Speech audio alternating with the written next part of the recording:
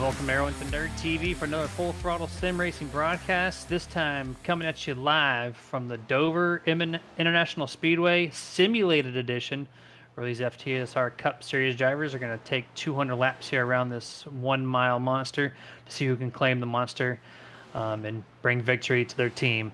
Right now, weather 103 on the track, 73 in the skies. That's always the case. You'll see those temps drop. You'll see the action pick up here as this track rubbers in. It is concrete, so it rubbers in a little more nicely than asphalt. And at the same token, when the temps drop, you'll see a really good race overall. But this is Dover, so anything can go awry. This past Wednesday, we saw the trucks guys here from the Mach-1 Sports Truck Series take over, and they did a really good job at handling this track. And now it's time for the Cup guys. To my right-hand side, this time, it's no longer, or not Jason this weekend, it's going to be our producer slash co-host this evening, Mr. Dustin Logston. How you doing? Doing pretty good. Kind of filling in for Mr. J-Rock, Jason Rockefeller. He is currently en route back from the prolonged Dover race in real life. So, unfortunately, you guys are stuck with me for tonight. So, but either way, we always have some fun calls up here. And if this race is going to be anything like the Dover truck race that we had in the Mach-1 Sports Truck Series, this is going to be a good race. Like I said, I mean, minimal cautions in the Dover race in the trucks. It's what you would expect. A lot of wall contact, again, because turns 2 and turn 4 walls come at you, and they come at you lightning fast, especially if you do not hit your marks. So, I mean, overall, it was a good race in the trucks, and I'm hoping to see the exact same thing tonight here in the Mach-1 Performance Cup Series. Yeah, you will. I know last year, I'm pretty sure if I remember correctly, this race went really well for a lot of guys. It was really clean and hard fought. Just like the truck race, yeah, we're gonna see a lot of close racing, but we'll also see a lot of cars that space out over time because Dover is really hard on the tires, so you don't want to overdrive every single lap here, or you just won't make to the end of the race. So you'll see a bunch of strategies play out.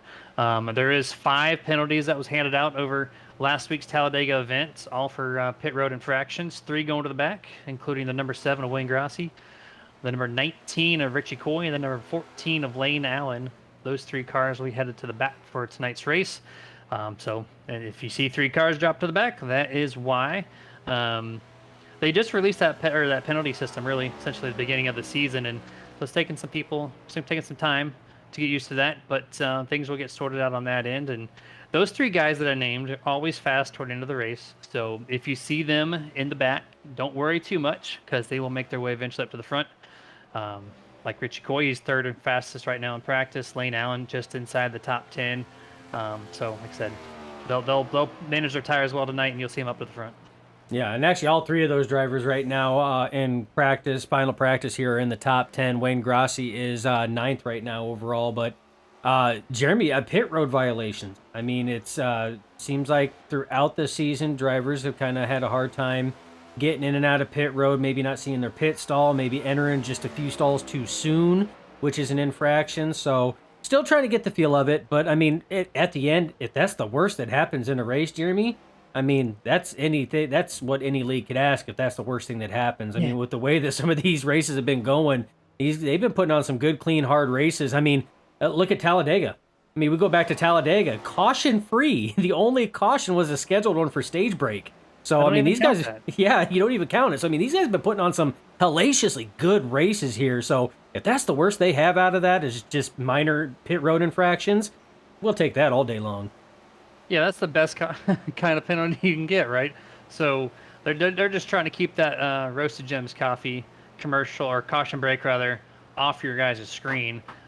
Which, if you've been with FTSR in our broadcast here for the past year and a half, those cautions come at a minimal too. So definitely take those when you can get them. One could say at a premium, almost like premium coffee. Oh, okay. Well played there. I see you trying it. We got about 26 seconds left in practice here. Got a couple names that have really surprised me, like the 51 of Brandon Elder. This past 4 or 5 weeks, he's just been consistently in practice inside the top 5, and when he's running well in the races, he stays up at the top 5, top 10 all race long. He's doing well. 31 of Jeff Chandler this past few weeks. 31, He's been coming on strong here right now, leading practice. The only car with a 22.4 second time frame, and the number 39 Troy Torgerson, his teammate. They're both 1 and 2 right now. So a couple of names kind of flip flopped here on the top of the charts. This is going to end practice though. So we're going to go to qualifying with Jeff Chandler in the 31. Let's see if we can get right on board with him.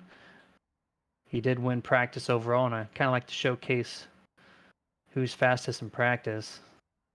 Yeah, I tell you what though. I mean that team of Chandler and Torgerson has been doing fantastic this season, and actually, I know in the truck series, I don't. Their other teammate TJ Bartel as well has actually been coming on pretty darn strong here in the later stages of the 2023 A season. So as we ride on board right now with Jeff Chandler, as he is on his outlap, Jeremy, again, the only driver to hit that 22 bracket. So look to see what he can't put down. Yeah, looking to see if he can mock that and do a 22.4. Runs the top half of turn or 3 and 4. Gets a great launch really off of turn 4. Comes through turn 1 and 2. You're going to see the diamond effect there quite a bit, where you run to the very bottom, let it slide up to the half a car length, and then aim for the bottom of the corner exit. It gives you a nice straight launch off each corner. This time the 31 hugs 3 and 4 a little tighter. Coming to the start-finish line to complete lap 1, and that's a 22.599, 2/10 slower than what we saw in practice. Yeah, 2/10 slower than what we saw, but again, still running a strong lap. This one here looking to be as strong, if not stronger, than the first one. Turns 1 and 2 looked like it was a little tighter, a little cleaner than what it was. This one here, he's hugging that bottom line through 3 and 4. Nice come off there, right to the start-finish line. Woo. 22.4 flat. So again, Chandler definitely bringing the heat with that 31 team. So we'll have to see if he can't replicate that and how his long run is going to be, Jeremy, throughout the race. Yeah, he hugged 1 and 2 a lot tighter, and that was the difference there, and got a much better exit off turn number 4.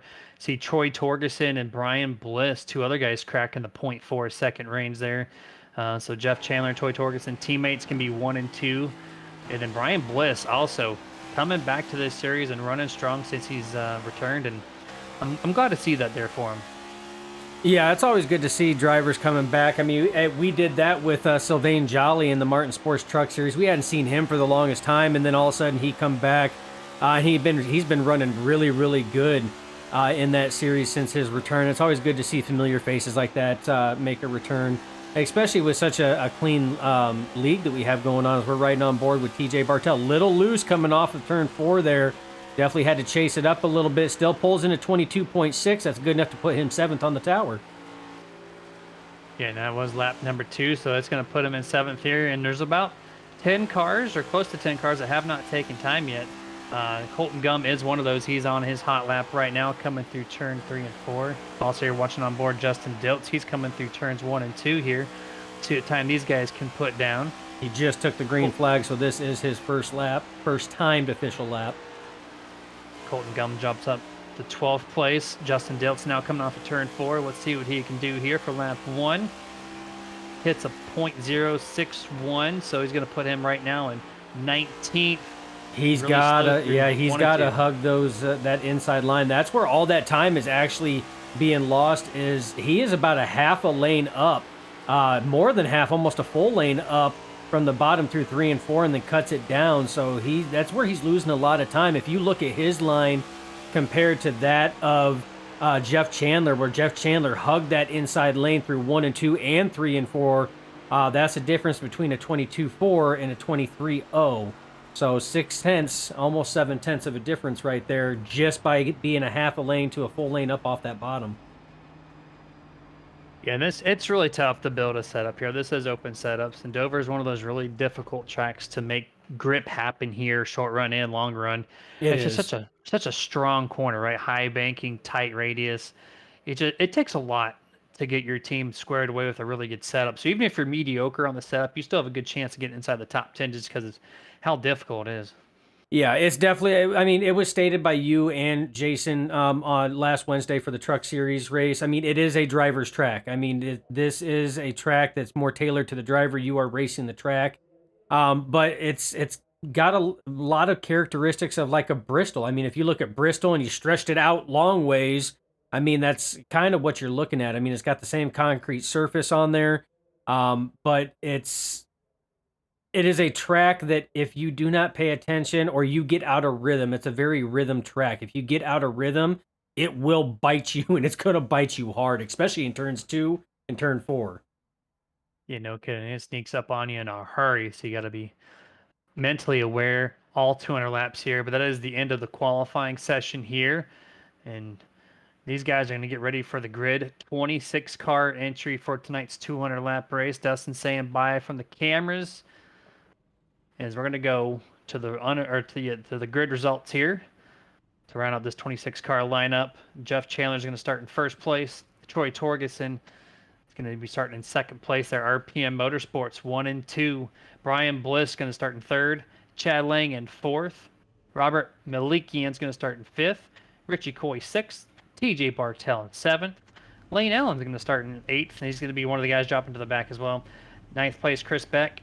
10th, Ryan Chapman. 11th, Stephen Lou Allen. 12th place, Colton Gum. 13th, Lewis Milligan, which I think he is new to this series. 14th, Wayne Grossi. 15th place, Tony Solari. 16th, Michael Blackner. 17th place, Sherwood Williford. Starting in 18th will be Ryan Hoover. Justin Diltz will be taking 19th. Brody Hanna, 20th. Joshua Johnson, 21st. James Wallace, 22nd. Starting in 23rd, Ryan Hendrick. 24th, Brian Dublé. 25th, Chris Curtis. 26th, Brandon Elder. And Alan Crowell is going to start last place. Going to be 27 cars actually to start this Dover 200. Yeah, going to be a good race. Again, 200 laps here.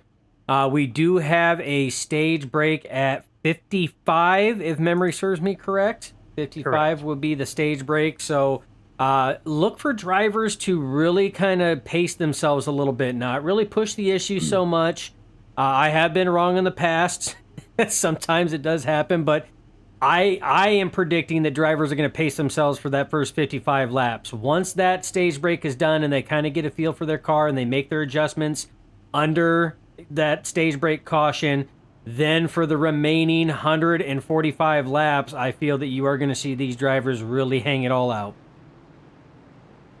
Yeah, we saw that kind of in the truck race on Wednesday. A very easygoing stage one until about 15, 20 laps to go. We saw them all kind of group up and try to get where they can to maximize their stage points. So I'm probably going to see a very similar story here as long as it remains clean.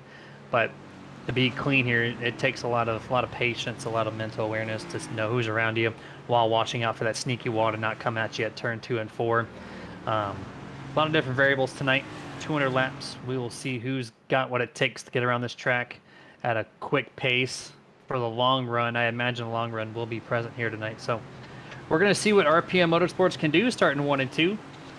31 Jeff Chandler, first or second pole this evening, or this season rather. Let's see what he can't do on the start here.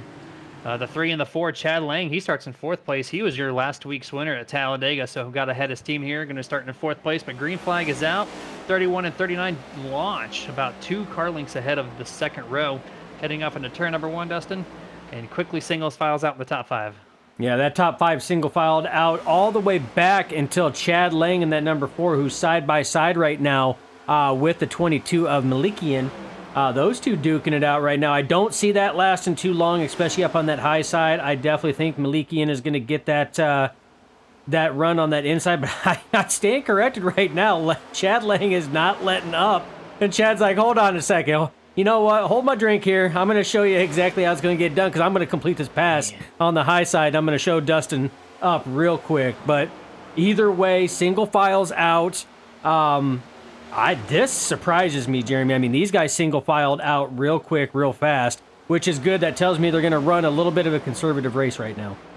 I was so impressed with how Chad Lang was able to run 2/3 up the track and able to just really beat Robert Malikian off the corner there. It's iRacing. That higher groove is not really as strong as it is in the real world. So for the 4 of Chad Lang to move all the way up the track that high and to diamond the center of the corner like he did and able to launch himself, that tells you that car has a little bit of versatility in it. So expect that to come into play later on this evening. Oh, most definitely. I mean, but You also got to think right now, Chad Lang's coming off of that most recent victory at Talladega, in, I mean, just tremendous winning fashion, running the Dale Senior No Bowl throwback scheme. So, I mean, right now, this guy is feeling like the Intimidator, and that move there, I mean, he's shown he's got some speed, he's got some car control. So, but early out right now, it looks like the 31 of Chandler and the 39 of Torgerson are stretching out that lead a little bit. They're staying close to each other, but they're stretching that lead out a little bit from the 3 of Brian Bliss. Almost an entire second last lap by as they cross the line this time, and yeah, still 0.8 of a second lead over third place Brian Bliss. So RPM Motorsports right now 1-2, then TJ Bartel, the last person on that team, is currently 7th. So all three well within the top 10, looking pretty strong early on. I'm keeping my eye on these guys in the back that are coming from the back row, like the 19 Richie Coy. He is just passing people left and right now. Started, I think, second to last, and right now he's passed about 7 cars coming through the field this time. Scored 17th place, just moving on up. Yeah, now remember, we do have that stage break caution at lap 55, but don't tell the 19 of Richie Coy and company that whatsoever, because he's going to try to pass as many cars as he can. Knowing that stage break is coming, Jeremy, that gives him kind of a little cushion, a little dampering on that, because he knows he can sit here and run it a little harder. He doesn't have to conserve near as much to try to make up some of that lost time. The give or take on that is he's not going to want to burn it up too much, because he's still going to want to try to know if there's going to be any changes he's going to need to make for that long run, and this is really about the only way he's going to be able to test that long run in traffic. Yeah, this might be a great practice factor. If he can gain, into the top 10 right before that break comes into play, that could, tell you how well your car is going to handle in traffic. Then you can kind of use that data and go from there to work on the setup while under caution. If you're only going to have the one stage break caution this evening, that's going to be able to, you're going to have to nail it on the head on the setup there to maximize your speed here. But I've been kind of cycling through the field, Dustin. Back here in about 20th place has been a really good battle. These cars that are trying to move to the front and some that are falling to the back early. We're seeing some people back here we're not used to seeing, like the 67 of James Wallace, currently running 22nd place. Joshua Johnson right in front of him. His teammate 21st. Those guys apparently have not hit the setup as well as they used to each and every week. I know the 67 likes to run to the back, but this is a little too far back for his liking. Yeah, and you have the entire team back there as well. That's Boomerang Motorsports back there. You got Johnson, you got Hedrick, and you have Wallace all back there. Almost you could throw a blanket under it. The only thing separating them right now is a 91 at Dilts. But it's kind of surprising that they're back there running that far back. I mean, this is kind of reminiscent of them at plate races at times, kind of waiting and kind of feeling out the big one. But to see him back that far, but I mean, they're still putting on a good race either way. But you still have some of them, like you talked about, still trying to make their way up. Right now, we're looking at Lane Allen, and right ahead of him is Wayne Grossi. Those are the two drivers that did get those EOL penalties at the start. So they got a little bit of a hurdle to work towards, but they've got plenty of laps, Jeremy. We're only on lap 13 at 200. They still got 187 laps still yet to go, so they got plenty of time, and you can see they're taking their sweet time, being extra careful, working their way up. Couple guys that are not taking their sweet time is the number 23 of Brody Hanna and the newcomer to FTSR, Luis Melgen. They're in the 43 right behind the 23 of Brody Hanna. Those guys up 9 positions each, or actually 9 positions for Brody Hanna and 11 positions now for the 43 Luis. So these two guys coming from the back all the way to the midfield here, and they're still making some decent time. They have not completely scrubbed the speed off these set of tires right now. So these guys might be, putting themselves into position to get some stage points here as they're only 15 laps in. Yeah, I mean, they're definitely working towards that top 10. I mean, you see Brody Hanna right now 1 position out, and Meglin right now is running in 12th, only 2 positions out of the top 10. Like you said, up 9 spots. So definitely, really looking good as far as Hanna being up. Their drivers are really putting it on there, but right now you see the 43 is kind of running on that high side, the 11 of Tony Solari making a pass, and you got Blackner right there kind of looking on his nose on the inside as well. In the Cup Series, that is a Fury Motorsports car as well. They did pick up Blackner during the offseason, much like they did the number 4 of man, the name is Bobby Terrell. Yeah, Bobby Terrell. There you go. In the truck series. So again, it's good to see some new faces and new names coming in. But again, still a lot of race to go. As you see right now, the 33 of Williford has got a mirror full of the 19 of Richie Coy. He is coming on lightning fast, Jeremy. Absolutely. And just touch on the team base there with Fury Motorsports getting the 4th driver. Like they had to, right? They were one of the top tier teams in this series, in this league rather, at FTSR. But when you had like Moreau Motorsports come in with 4 drivers that are just consistently in the top 5 when they're here, and then you have Elevated Esports who has two different teams, really. So 7 to 8 cars potentially could show up each and every race in the truck series and cup series. So you have to kind of beef up your team a little bit to get some more resources to contend with these guys that just come in and all of a sudden are faster than you for, a decent amount of the races. So it was a great call to bring in some fast drivers into their camp. Kind of just really, it makes everybody better. When you get a bigger team, you can work more shared notes, makes the cars faster, and it shows, right? So now they're consistently up there battling together. We're not seeing the same team up there at front every time, but the same team isn't always in the back, right? So they have some more diversity in their group. It really shows out here. Yeah, and speaking of new teams being up and showing their muscle right now, RPM, you still got Chandler and Torgerson up front leading right now. They have stretched out that lead over now 3rd place Chad Lang. Chad Lang did successfully complete the pass on Brian Bliss to mark Brian Bliss in the number 3 and the number 4 position. And we have a yellow flag out. Looks like it might involve the 57 of Josh Johnson. Yeah, I saw a car slow up there on the front, maybe right up a turn 4. Got to see who that was. I think you are correct. Yeah, here's Mr. Johnson loose through 3 and 4. Almost got loose the same spot as Joe Logano did earlier today, and just nose first into the wall. And I don't think anybody else made contact with him, which is quite excellent to see how he parked his car perpendicular to the racing surface. Yeah, and that's one thing with these cars here, Jeremy, is they are so easy. Did an excellent job keeping it off the wall, and then just as it started going, it's one of those, you either save it or it gets snappy. And that one there just snapped. He did, as you can tell, pulled the car right up and out of the way, against the wall, out of the way. Class act by the 57 of Josh Johnson. Yeah, that was a lot of impact out of that right front nose too. So curious to know how much repair he's going to have. But this is going to bring us to our first set of pit stops here, as everyone's going to get some 4 fresh Goodyears. This is our time to thank our sponsors with a quick picture-in-picture commercial break. We'll be back with you guys shortly.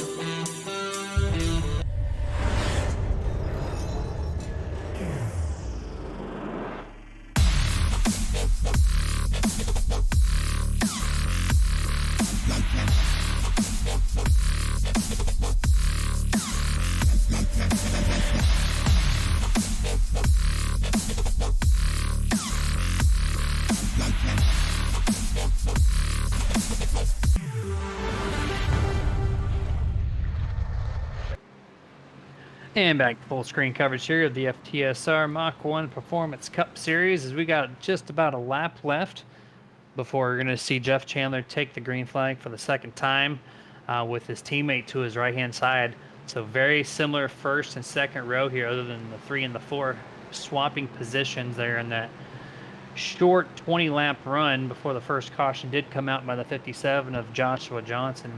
So we're going to have 30 laps left in this race, or in this stage rather, before the stage is over. So they almost ran a half of a stage. So now these guys know what the short run looks like, and they can produce very similar results here to close this first stage out. And Dustin, I think I expect a little more of a battle here, and not so much of a spaced out single file race coming for this first stage. Yeah, I mean, now that we've had a single caution, everybody's bunched back up. They kind of have a feel of what their cars are going to do or may end up doing. We got a 30-lap run until we get to our official stage break caution.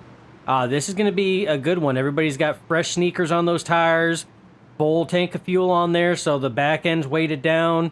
I agree, Jeremy. I think you're going to see these guys really start laying it in, letting it hang out there, and seeing what these cars can do in this short 30-lap run before the stage. Pace car is down. Yeah, I got some expectations for the 23. See what he can't do. 19 Richie Coy. He's gained a lot of spots. Let's see if now the 7 and 14 can make their way up as well. Green flag is out.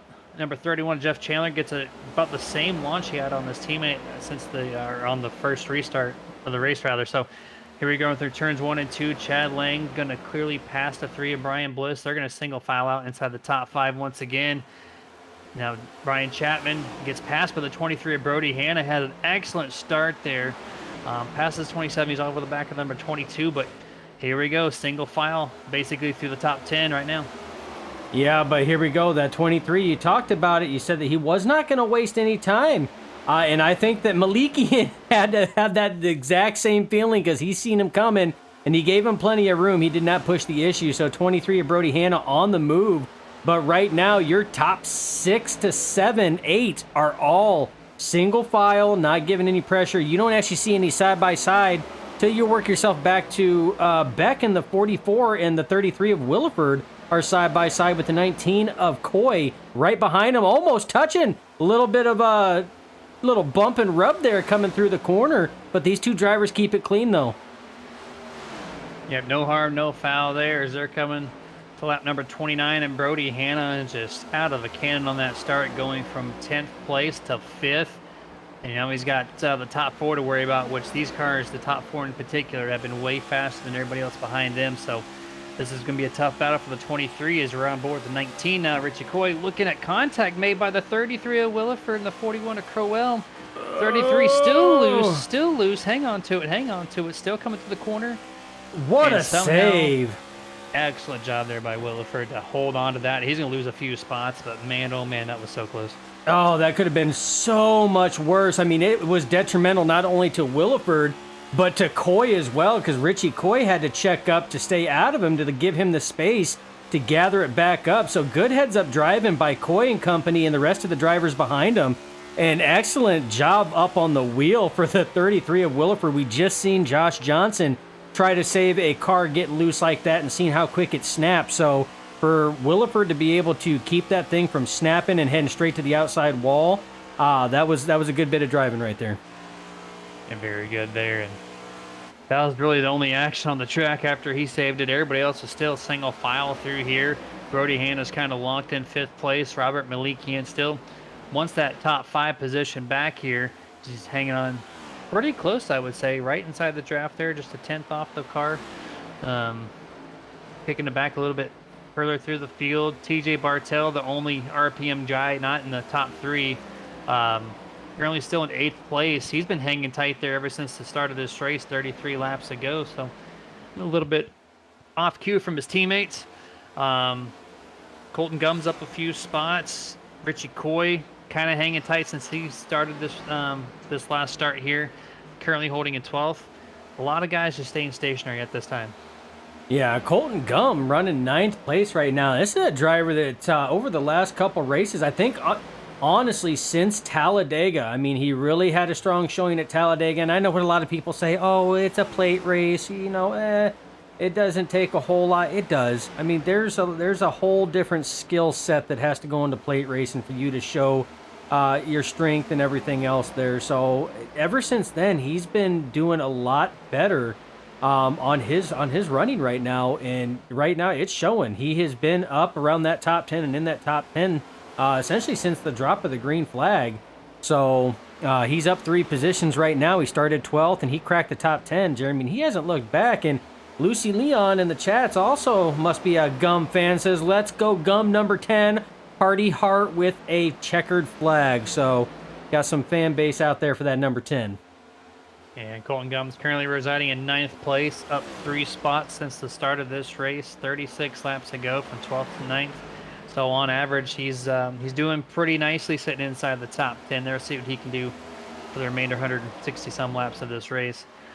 Change up front there for the top 2. First time since the drop of the green flag, Jeremy. Chad Lang has chased down the 39 of Torgerson and has passed the 39 to take over second place, and now sets his sights on the 31 of Chandler. You know, I think you heard your Talladega comment there and said, you know what, I believe you. And I'm going to show these guys why here. He's going to pass one of the 3 RPM guys here, the 39 to Torgerson. Now he's got his eyes set on the 31, your current race leader, Jeff Chandler here, who's led every single lap since the start of this race, 38 laps to go. And here it is on the Nerd TV replay. Just easy overtake there on the inside. The 39 to Torgerson tries to do a little crossover, but gets the corner exit and just cannot hang on to it as strong as the 4 did. Had a fallback single file. Then the number 4 just done so much better in the center of the corner than the 39 can. That's where Chad's really making up his time.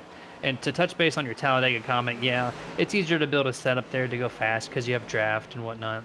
But the mental aspect of which line to go with, got to communicate with your teammates way more than you do any other type of race.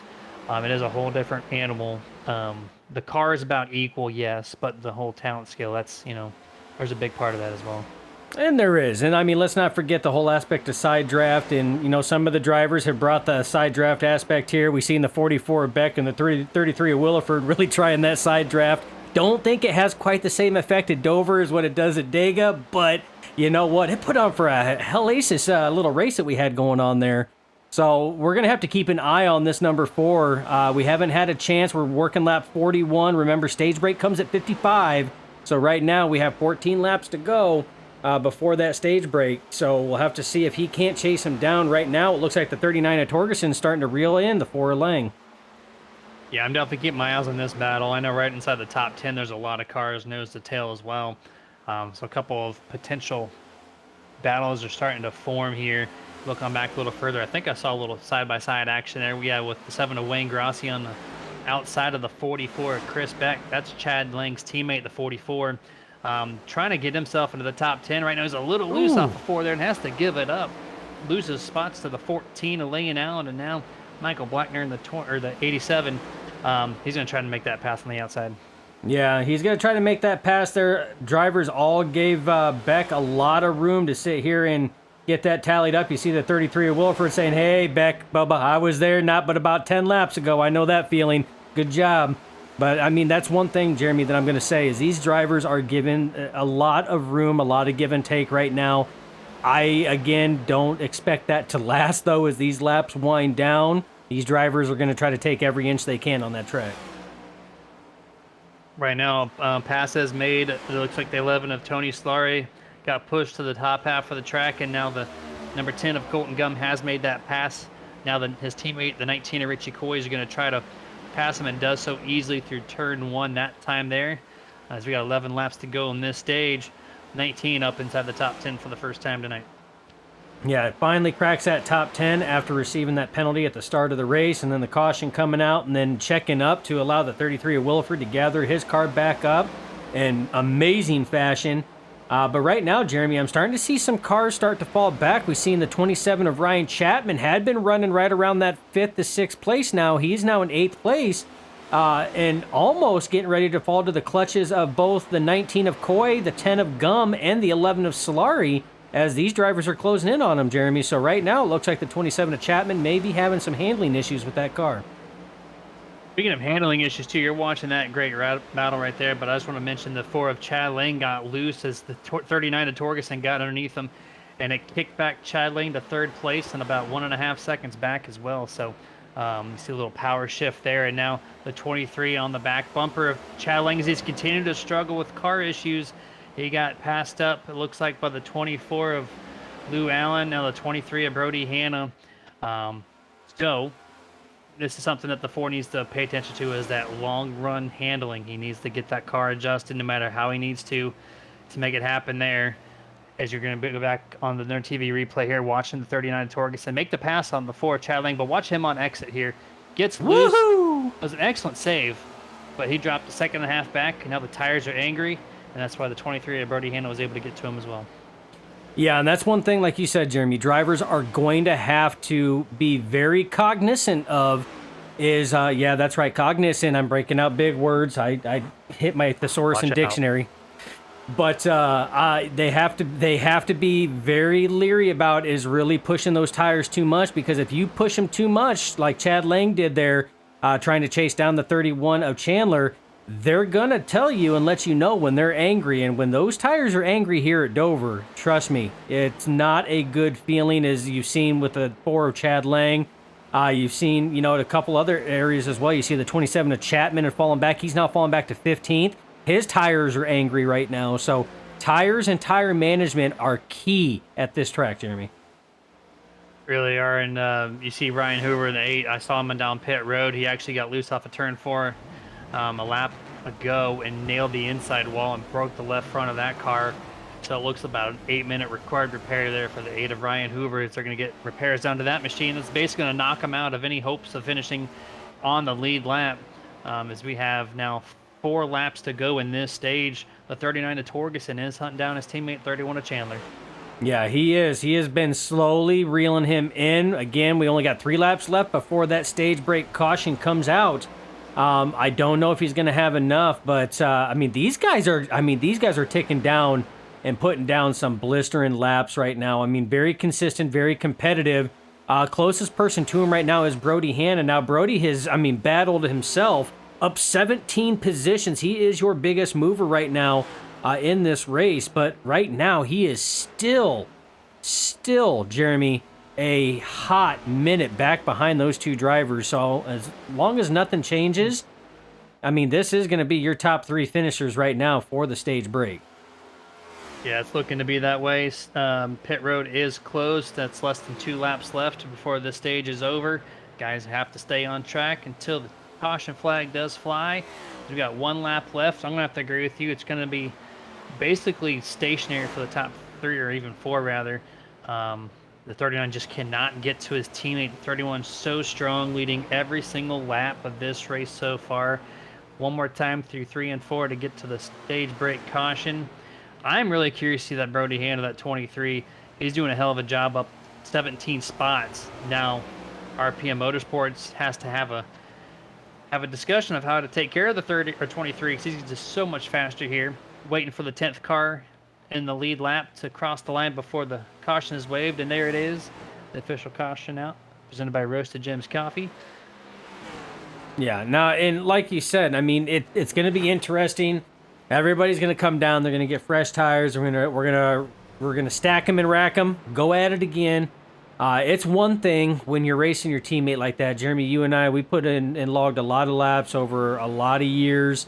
It's one thing when you're racing your teammate. There's a certain comfort level. There's a little bit of give and take until you get down to the last couple laps. But when you start throwing in another driver from another team in there that has been moving up and is consistent and can put the pressure on, it definitely amps up the drivability and the driving style of the drivers around him. So the more pressure that Brody Hanna and company and the rest of the drivers behind them can put on the 31 and 39, you're going to see those 2 drivers start, racing and driving a little bit more aggressively, maybe a little bit more defensively, but it's definitely going to amp up that wow factor, so to speak.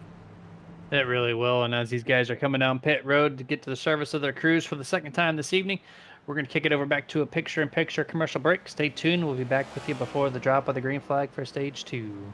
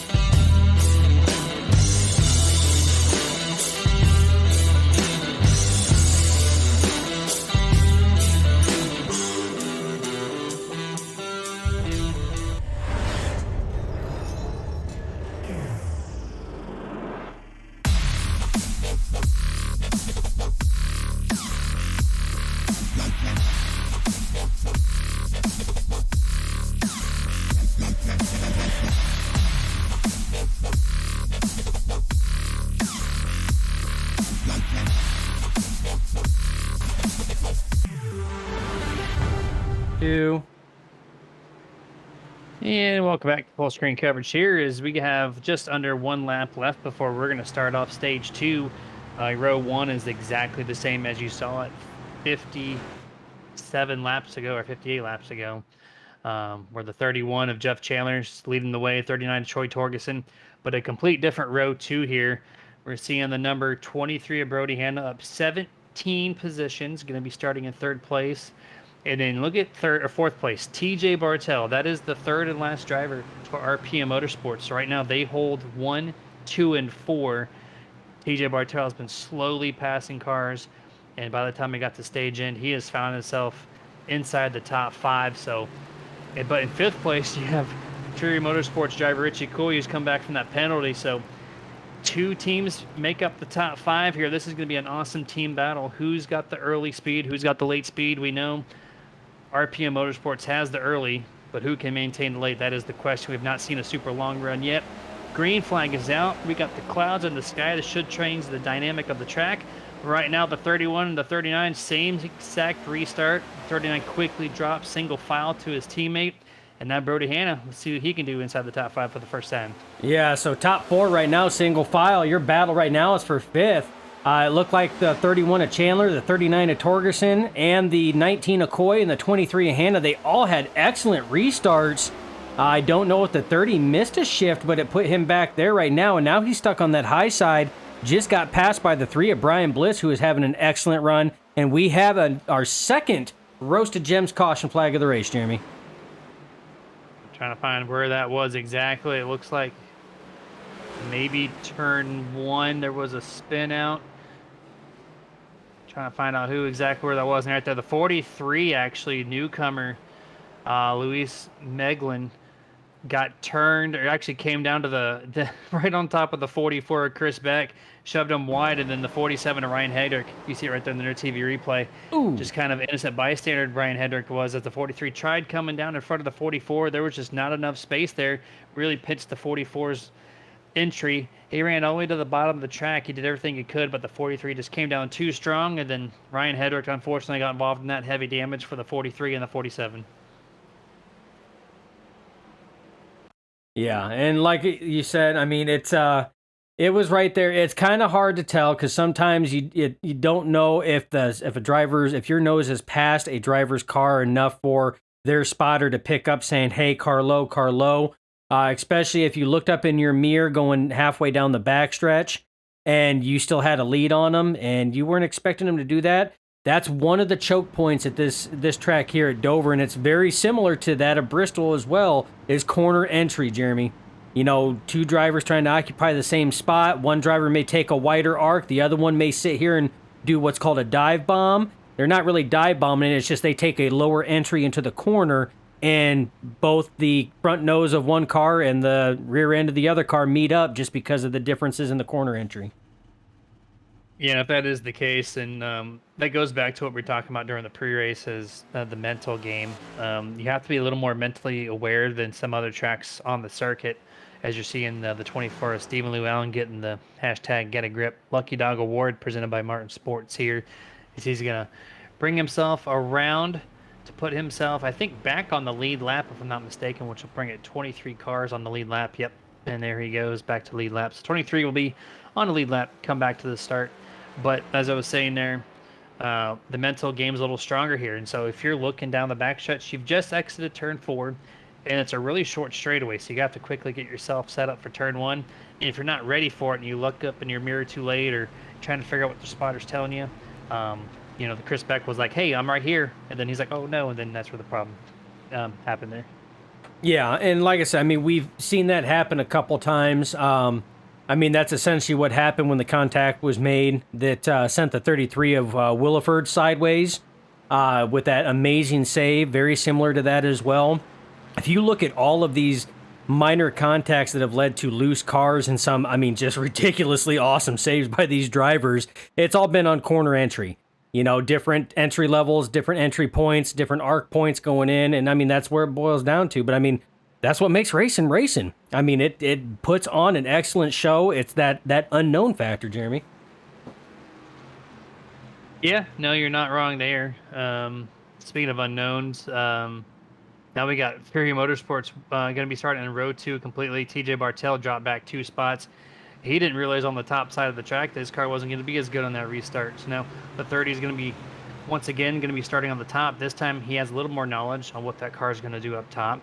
Let's see if he can, make a better start at this to get himself back inside the top 4, maybe run with his teammates there in first and second.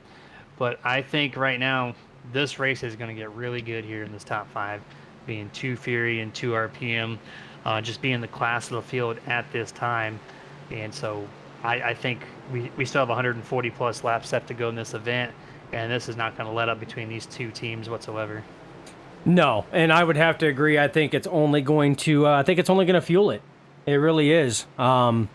These drivers are going to really hang it out there. You're really going to see them push their long run setups to the test.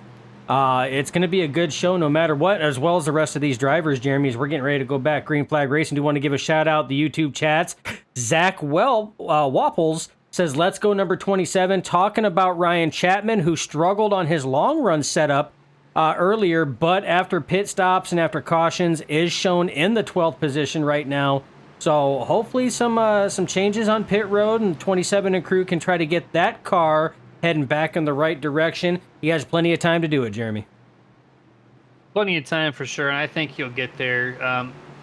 It's not too unknown to see that car come strong late in the race, inside the top 5 or 10, and then inside the top 5 inevitably. I almost give him like that where did he come from factor. He's got plenty of laps to figure that out, but we're about to go back to green flag, and it is out on the server. 4th green flag flies this evening as the 39 of Torgerson gets a great launch this time. The first time he's able to almost equal his teammate, but Brody Hanna just follows the 31 of Chandler through turns 1 and 2 on the bottom.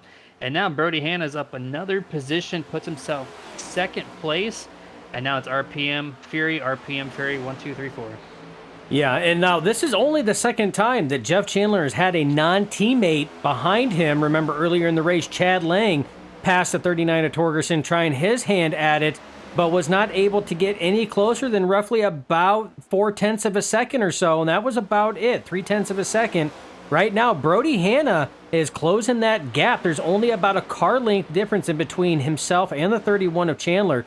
So this is the most pressure he has gotten from a non-teammate since the drop of the green flag, Jeremy. So it's going to be interesting to see how the 31 of Chandler can handle the pressure from the 23 of Hanna. And right now, Torgerson is trying his best to stay ahead of the 19, but we know that the 19 is very, he is very good at those long run setups and conserving the tires.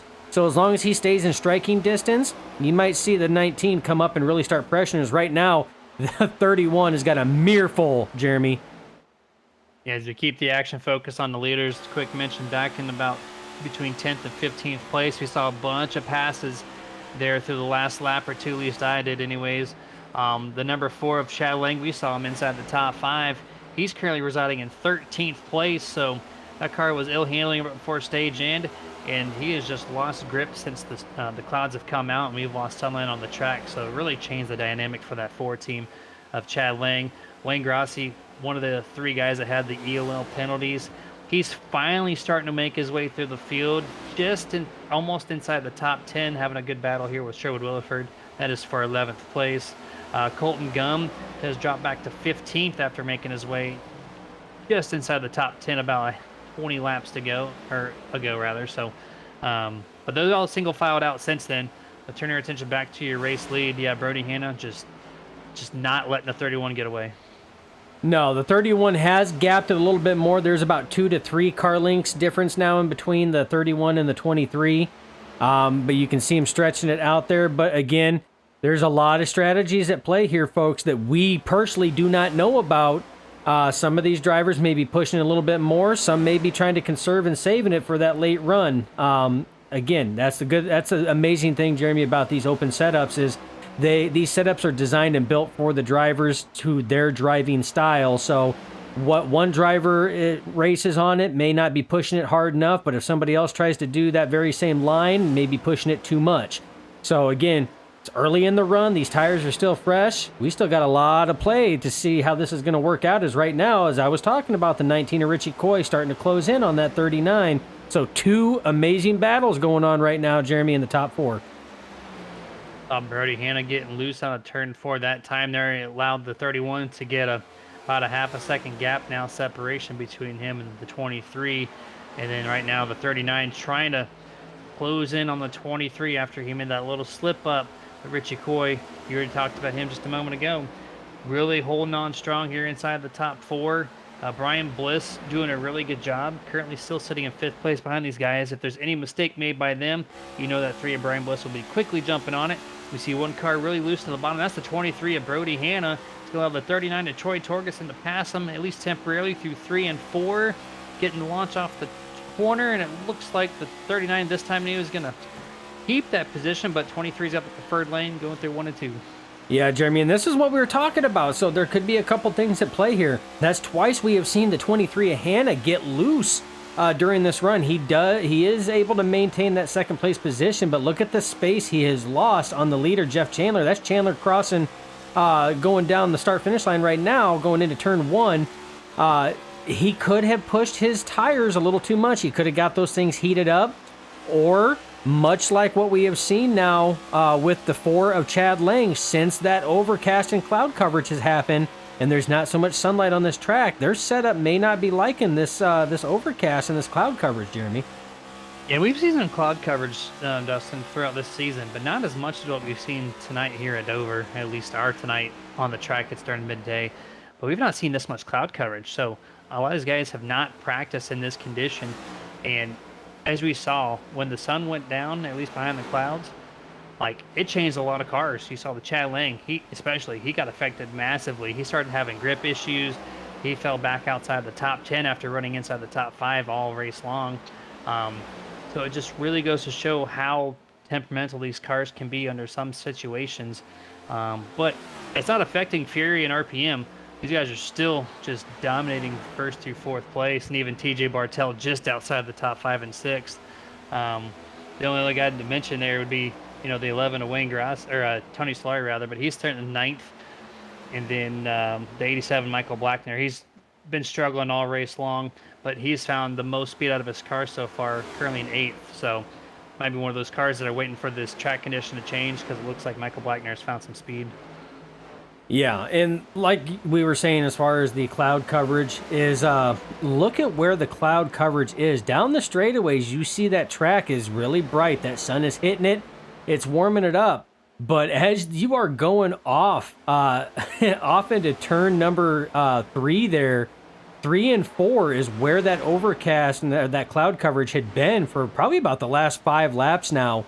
And that's where some of these drivers, including Brody Hanna, they were getting loose going through those corners. So again, weather's starting to play a factor, but right now the 39, Torgerson, is right in between a Fury Motorsports sandwich. He's got the 23 of Hanna in front, the 19 of Coy behind him, and all kinds of pressure everywhere, Jeremy, and you could throw a blanket over these drivers. Yeah, it is really tightened up here, 2nd, 3rd, and 4th place. The only guy who really likes to see this is the 31 of Chandler, who's just he's in between a half to a full second separation between these guys. And right now, the 23 has to tiptoe around the 39 because he's all over his back bumper. And at the same time, the 39 has to watch the mirror because Richie Coy is ready to pounce at any moment. Richie is one of the most patient drivers out here. He will wait countless laps for you to make a mistake. But right now, Troy Torgerson looking at the bottom of the 23 of Brody Hanna. This is going to be for a legit pass here this time, and he makes it happen, not by the 23's doing. That just goes to show the long run speed is starting to take place here for that 39 of Torgerson. Yeah, and this is where that speed started coming in. When you get about 15, 20 laps in on these tires, that's when the 39 of Torgerson's set actually started coming in, as we are under another Roasted Gems caution flag, Jeremy. Caution number 3 tonight, not counting the stage break, and this one here looks like it involves the number 8 of Ryan Hoover and the 91 of Dilts. That is correct there, as you saw Richie Coy just drive by them. And actually, it looked like Justin Dilts all by himself, and then Ryan Hoover comes in late and just absolutely obliterates the 91. As you see, 91 slow, sped down, and you see the 8, Ryan Hoover right there, just Not sure if he got Oh, not sure if he got loose or what there, but the car definitely directed toward the 91. Head-on collision there takes out two cars. that was a hard impact. We're going to go on board right now with the Ada Hoover. This was a hard impact. You're going to see, you see the smoke right there as we're going to go slow-mo just before impact. Hard impact right now. You see it throws both of them. You see that right front tire hanging on by the tether of the 91 adult. So you know that that right there alone, about 8 to 9 minutes of repair on pit road. Not to mention the engine damage. And the thing is Hoover just got out of pits and having repairs done for almost the very same thing for that right front tire. So again, not the night that the 8 of Hoover was wanting, nor the 91 adults for that matter, as both drivers heavy front end impact and heavy damage to those motors. Yeah, Hoover was 17 laps down, logged 25th place as the 91 came back up the track. And so just I think the 91 could have got that thing repaired, but the fact that the number 8 just came in so heavy off of the corner and it put the 91 all four wheels off the ground. That's how hard he hit him. He literally flew for a moment, rotated into the inside wall. So I think both cars are going to be retired here tonight as these guys are exiting pit road. Looks like top 5, top 6, all coming out the same positions here. Michael Blackner looks like he's going to come out in 7th place. So actually going to be the same exact formation here, basically inside the top 10 as they get this race restarted. Yeah, and to go back on the accident that we just happened involving the 91 adults and the Ada Hoover is that's the bad thing about having walls on the inside and the outside of the track is the Ada Hoover was not expecting, nor would any driver be expecting a car to bounce off the wall with such force and come right back up in the track because that's just how the force happened. You know, with the way that these bumpers are on these cars when they hit, it redistributes that force and pushes it away to lessen the impact on the driver. And because iRacing is as real and these are all laser scanned, it handles the same way even in the sim. So when he made that wall contact, it pushed him right back up into the track and unfortunately right into the oncoming traffic of the number 8 of Hoover. Yeah, this track is so difficult for accident management. Yeah, if you hit any part of the wall on this track, no matter where at, doesn't matter. You can pick a corner, you can pick a straightaway. You will wash up or down the track depending on how fast you hit the inside or outside wall. It's just the nature of this place. And so you've seen quite a few big wrecks here in the real world. I think last year we saw a big wreck here at FTSR. It's just the nature of the track. There's no other track like it on the circuit other than maybe you can say Bristol, but they don't carry as much speed. So when they wash down the track, they usually don't come back up the track at such a speed that they do here at Dover. And so even single file like that off the corner, getting spun out by yourself, you just happen to bring somebody along with you, and that's just the nature of this track.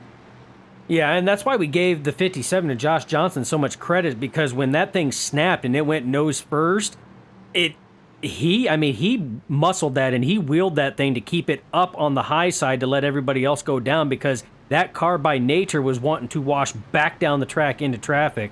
That's why we gave him so much credit for doing everything he could to keep it on that high side, Jeremy. Yeah, absolutely. Here we have, it looks like 1 lap to go before we go back to green flag. A couple guys cycling through here. It looks like actually the number 43, he did not pit. He gets a wave around their nature of not pitting, so he's going to get one of his 10 laps back. That's the newcomer Luis Meglin, if I'm pronouncing that correctly there, as we get lined up here on the back. I'm just going to call him the Meg. That's what I'm going to call him, the Meg. You know, there's a movie for that. There is, and it's a pretty good one, you know? I'm just saying. I like giving people nicknames. Nicknames that are fitting, you know, and it's I don't know. He just seems like he's a sleeper just waiting to attack. In the water? Yeah, he's a sleeper waiting to attack. That's what I feel. I don't think that as long as he keeps racing, we keep seeing him more. I think we're gonna see more and more of Meglin or the Meg kind of surprise us here. I don't think that we've seen the last of him. Yeah, he's having a bad mid-race here. We'll see him next week most likely, but green flag is back out. The 31 to 39 Has a really good restart once again. Let's see if the 39 can squeeze, and he cannot do it. He's going to stay on the upper half of the track because the 23 Brody Hanna is going to do exactly, or at least try to do what he did. But no, the 23 gets loose to the center, but then Troy gets loose on corner exit. It's going to keep them directly side by side here as it comes through turns 3 and 4. It looks like Brody has the preferred lane. It will work for him on corner exit. And the 23, it looked like actually checked up a little bit and made Troy Torgerson have to lift. And now Richie Coy's to the inside of Troy.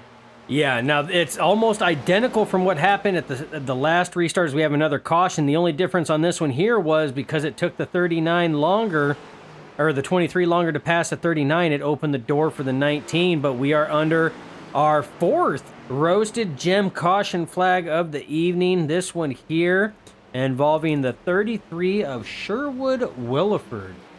Man, Sherwood just... Watch this. The 44 slides up into the 33, clear as day there, but watch how the 33 keeps it off the wall. 44 barely touched, but look how close the rear end. He eventually bumps it here when his car slows down right there, but virtually no damage to Sherwood Williford at a track where you get spun out at 150 miles an hour. Dover's not the place you want to do that, and he only got paint scraped off that bumper. That, again, what a save. I mean, just saving his car right there. Here's the contact. You see him sliding right now. And right there goes the 44 Beck on the inside wall. And look at how close. Just ever right there. Just barely got it before pulling back up again. That's twice those drivers made contact. And that's twice now Sherwood has saved that car from either not wrecking or with just paint scrape. So... heads up driving by the 33 of Sherwood Williford tonight. He is earning his keep tonight, Bubba. Man, you got a close-in shot of that. What that Amp energy drink? What is that? But the 33, the 33 of Williford, he could have easily gassed it up and put himself right in front of the field, and he chose not to, just to lock it down, a little bit of throttle control to not slam the inside wall as well, and just kind of glided parallel perfectly with that inside wall, the best as you possibly could. So excellent driving there by the 33. I'm sure he can't be too happy with the 44 after that contact because he gave him all the room on corner exit and still found contact there on his left rear. But this is gonna set up another restart. These guys have not experienced a super long run tonight. These guys have 5 sets of tires coming to this race, and right now we have 5 cautions. And Dover eats your tires, right? So now this is where strategy is going to play huge, right? Who's going to save the tires? We're not even halfway done with this race, right? So who's going to save the tires on pit road for these cautions? Who's going to just, wait it out? It's a really tough call at this point with so many cautions. You want to be up front, but you got to have tires for the end. You do. And I mean, we had made that comment before, is tire management and just tire wear are going to be the 2 things that you need to do. Tire management, because you have a set amount of tires to use for this entire event. Picking the right time to use it to maximize, the amount of rubber on those tires is key. And 2, conserving your tire wear on the track. Now, prior to that caution coming out, we've seen almost an identical restart. We're not going to see one like that this time because right now the 23 Han is now in P2 as he plays a little blinky in and out there a little bit. No, Brody, no. But on the last one, it was almost an identical restart from the one prior, and that was when Brody Hanna was really trying to chase down Chandler. So I'm wondering if he has kind of learned something from that last restart to where maybe he's going to try something a little different this time, Jeremy. It's going to be different right now, and it's probably not going to be in the best manner because right now you're going to have 2 RPM teammates starting first and third. They're going to start nose to tail, but Fury Motorsports is going to start nose to tail as well. So it's going to be a drag race from the drop of the green flag all the way down that front stretch into turn 1. We've seen Jeff Chandler control these starts so well. They're using the newer restart system, so you have to go in that little restart zone area, and you can't over underdo it. And the 31 has maximized it every single start. This is going to be a 6th attempt. 31 is still up to this point led every single lap of this 96 laps that have been ran here at Dover.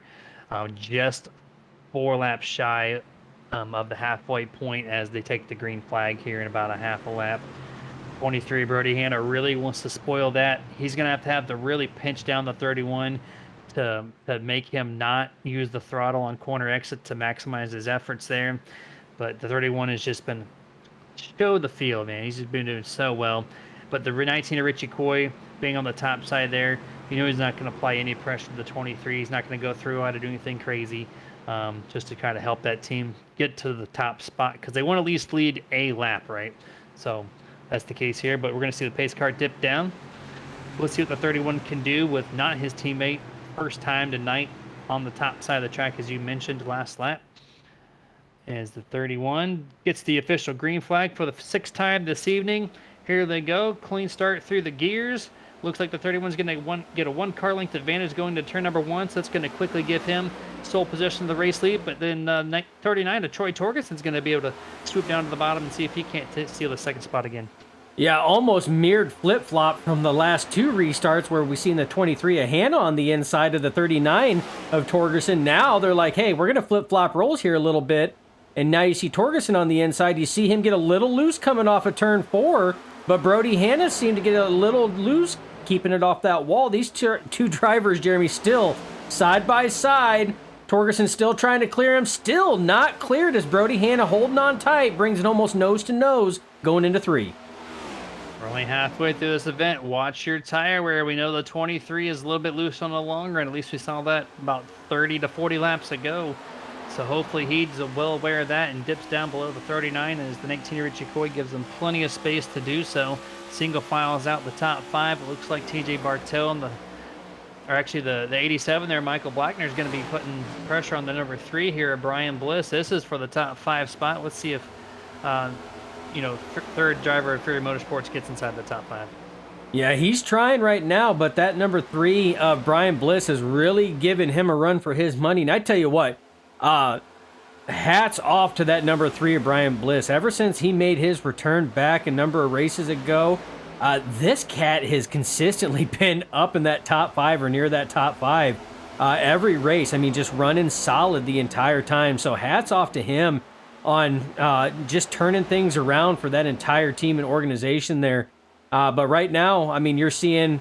Oh, it looks like the 30 of Bartel, a little bit of wall tag coming out of 2. Remember, we talked about turns 2 and turn 4. Those walls, Jeremy, they come up a lot faster than what drivers think.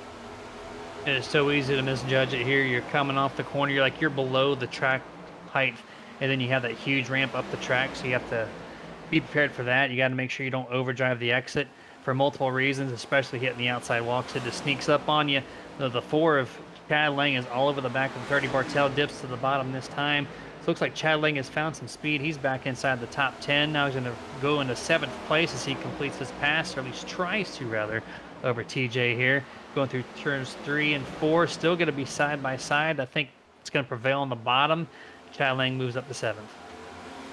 Yeah, and like I said, right behind that battle that you just seen is right now you see Chad Lang going on the inside of Blackner, and so is Bartel. Bartel trying to go on the inside as Bartel had to check up there to prevent sliding up into the 87 of Blackner. But what I was going to talk about right now, who you see on the outside of Bartel is the 24 is Stephen Lou Allen, who, if you guys remember, a couple Roasted Gem caution flags ago was the recipient of the hashtag Get a Grip Martin Sports Lucky Dog Award, and he now finds himself in the top 10. So what a turnaround that driver, being Stephen Lou Allen, has done, as he's right now, Jeremy, this racing right here is hard and heavy. As you see, he hard dives it down on the inside of the 30 of Bartel. Yeah, he's driving a little aggressive here, trying to get where he wants to be, which is inside that top 5. And yeah, maximizing that Lucky Dog Award. Puts himself back inside the top 10. Right, maybe for the first time this evening. He did start 11th, dropped all the way back into the mid-20s, and now here he is in 9th place currently. Running really deep into turn 2, almost hits the back of the 30 of Bartels. They had a little checkup. Steven can just carry so much speed through these corners as he sees him now move to the top lane here through 3 and 4. He loves running the middle of the track to the upper half. If he could do it all race long, he would. And right now, he's got so much speed, he just needs to find a lane to get around these guys. And right now, this middle of the track might be where he needs to be. Yeah, as we see good battling going on right now between the 3 of Bliss and the 87 of Blackner. They're side by side, as is Stephen Lou Allen and TJ Bartel side by side. They're 2x2 going through the corner right now. And this is where it gets tricky, Jeremy, as they come off the corner passing the start finish line. Is when you're side by side going through the corner, that's when that high car has a hard time maintaining and judging their distance, and that's where they end up tapping that wall because that car gets tight on that outside. Is ooh, the Blackner just pulls it in line, but Lou Allen is just not giving up on that high side, Jeremy. Nah, so much speed, and he finally gets the 30 cleared. So he's going to own 8th place all by himself here. Now, let's see if he can get around the 87 of Blackner. He has dropped off. He was fighting for inside the top 5, and now he's dropped back a couple spots to 7th place. I don't think that long run setup is working so far for the 87 machine. So the 24, as long as he's not scrubbed too much speed off running hard early on, he might continue to move himself up to 7th here shortly. Yeah, and talk about falling off since the drop of the green flag on this restart. The 23 of Brody Hanna restarted P2, is now back to P5, Jeremy. So I don't know if they maybe made an adjustment on that. Maybe the tires are just gone. But right now, he is sitting P5, has been passed by his teammate Richie Coy and Chad Lang, and right now is under a lot of pressure from the 3 of Bliss and their other Fury Motorsport teammate, Michael Blackner, in that 87.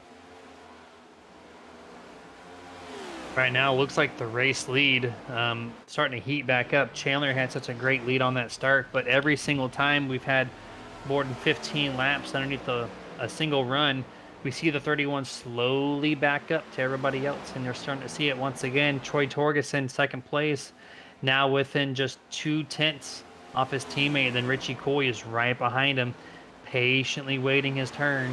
Either he's going to be just riding the 39 all the way until he gets to the lead, or he might make a move early on the 39 to make his own run at the 31 of Chandler. But we'll have to see here. But 2nd and 3rd place, that battle is starting to really heat up.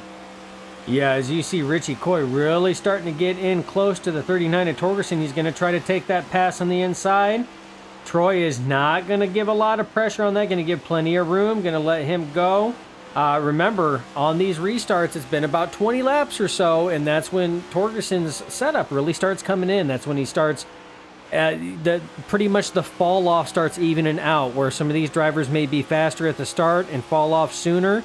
Troy seems like he just keeps it a steady pace all the way through and allows everybody else's car to come back to him, and then he's still got plenty of tires left over, but we know for one that 19 is very good at doing that as well. And from what we've seen from that 31 of Jeff Chandler here in recent weeks, Jeremy, he knows how to run and conserve that car as well, as he's been dominating this race since the drop of the green flag. Yeah, 100% there. And to flip the coin to what happens when you don't conserve well, we're going to kick it back over the 24 of Stephen Lou Allen, who was just battling TJ Bartel about 10 laps ago.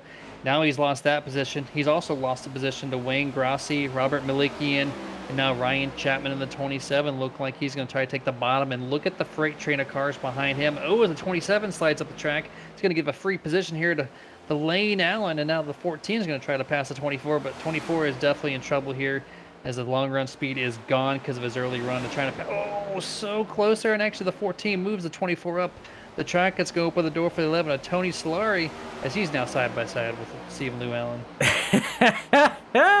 I tell you what, Bubba, Lane Allen was having no part of that whatsoever. He was like, nope, I'm down here. I'm not moving. And you know what? Yeah, you just don't. You get in your lane. And this is mine. I'm taking it. He was having no part of that. But that's the type of racing that Dover brings. It's just like Bristol. I mean, it brings that type of racing there. It's hard because everybody's trying to bid for every inch on the track. Yeah, as you were talking about that, too, the 10 of Colton Gum and the 44 of Chris Beck make contact there. The 44 saves it somehow. Actually, no, he did not save it. He actually slammed the inside wall there after they basically bumped in the middle of 1 and 2, and it took Chris Beck all the way halfway down the back straightaway to finally not be able to save it. So a lot of heavy damage to the 44 of Chris Beck in the nose there. The 10 of Colton Gum escapes without any damage, just lost a few spots there. So we continued green flag racing here. Jeff Chandler has opened that lead up once again, and here we go to Nerd TV replay. See if we caught that action through here, and this is after the bump initially Yo! happened, you see him almost make contact again, but the 44 slams the inside wall. His left front's broken, or at least something's broken in that car. He has to make some major repairs on pit road. You can see another view of it here. The 44 sliding back up, quickly recorrects to the bottom. The 10 was like, oh, he's going low. Oh! Had to nail the brake, almost makes What contact. heads Does up not. driving there by the 10 of Colton Boom. Gum. Wow.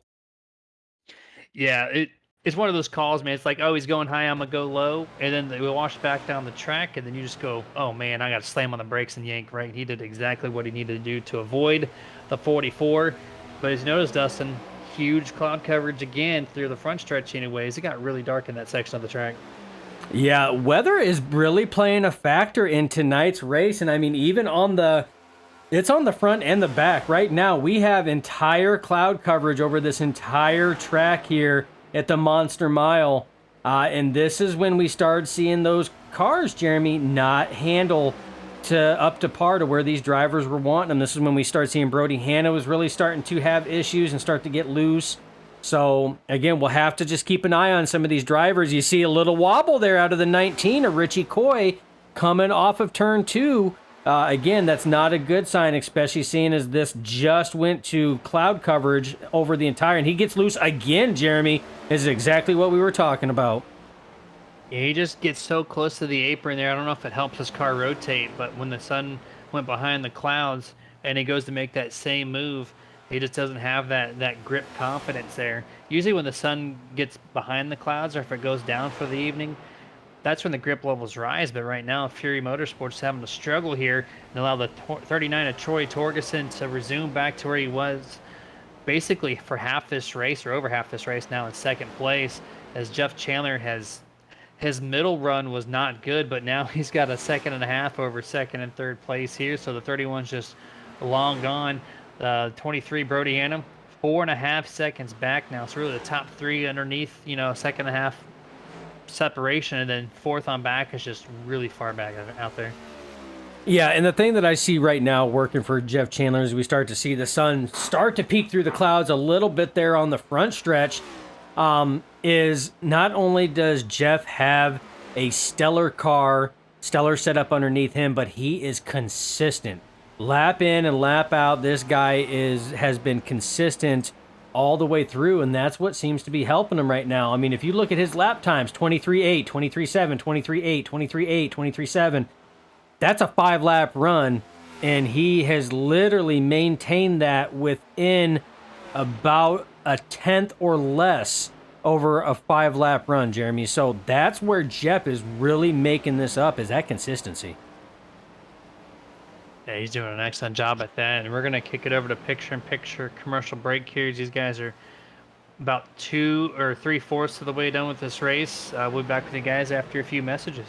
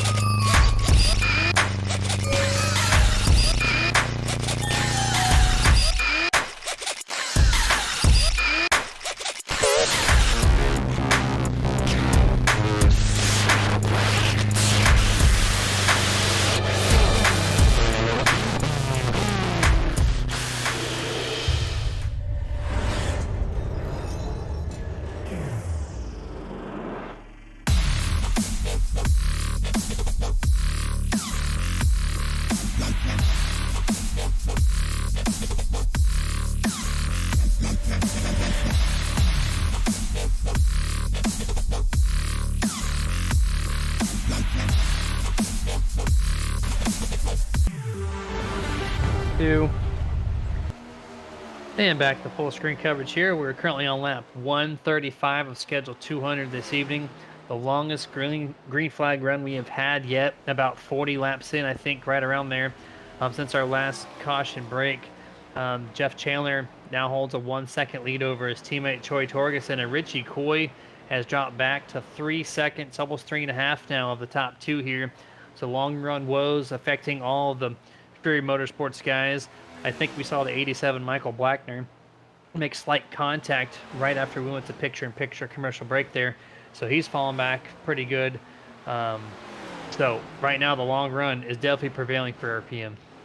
Yeah, and as you say that right now, you see Chad Lang, who's holding the fifth and final position in the top 5, is under a lot of pressure from the third and final RPM driver, TJ Partel, who is looking to crack the top 5, putting all 3 of those drivers solidly in the top 5.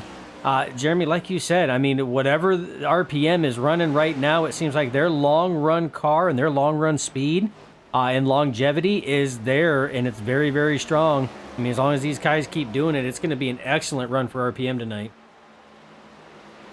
Yeah, their cars have had no issues whatsoever up to this point. Number 4, Chad Lang, one of 2 drivers, the only driver left of the Flying Tigers Motorsports, as the 44 Chris Beck had wrecked out earlier. Currently 20 laps down in pit road, but right now the 4 has got a little freight train of the 30 Bartel, who's now looking to the inside.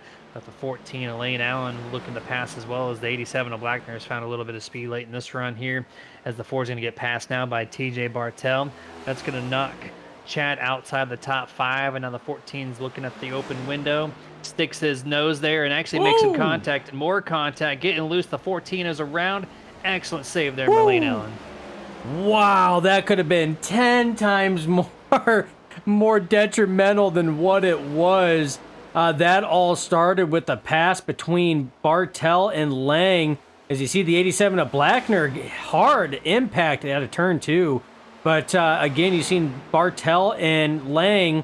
It looked like Bartel just had to check up just slightly loose there, and it just checked up the inside lane, which had Lane Allen, of course, with his nose where it was at, and Chad Lang to the outside. Lane Allen had nowhere to go, and it was just, that was some tight quarter racing. And again, good heads-up driving by all 4 of them. An excellent save by the 14. That's the second time we've seen the 14 make inside contact with someone through 3 and 4, but both not to his doing at all. So that time he got a little more loose out of it, but able to just manage. It's so tough to save a car here off corner exit, of how the corner launches you up and the car almost comes off the ground just because it's such a steep hill to climb, and then you flatten out quick on the straightaways. But he did an excellent job saving that. Now the 4 of Chad Lang is trying to get back to the inside of the 14 here.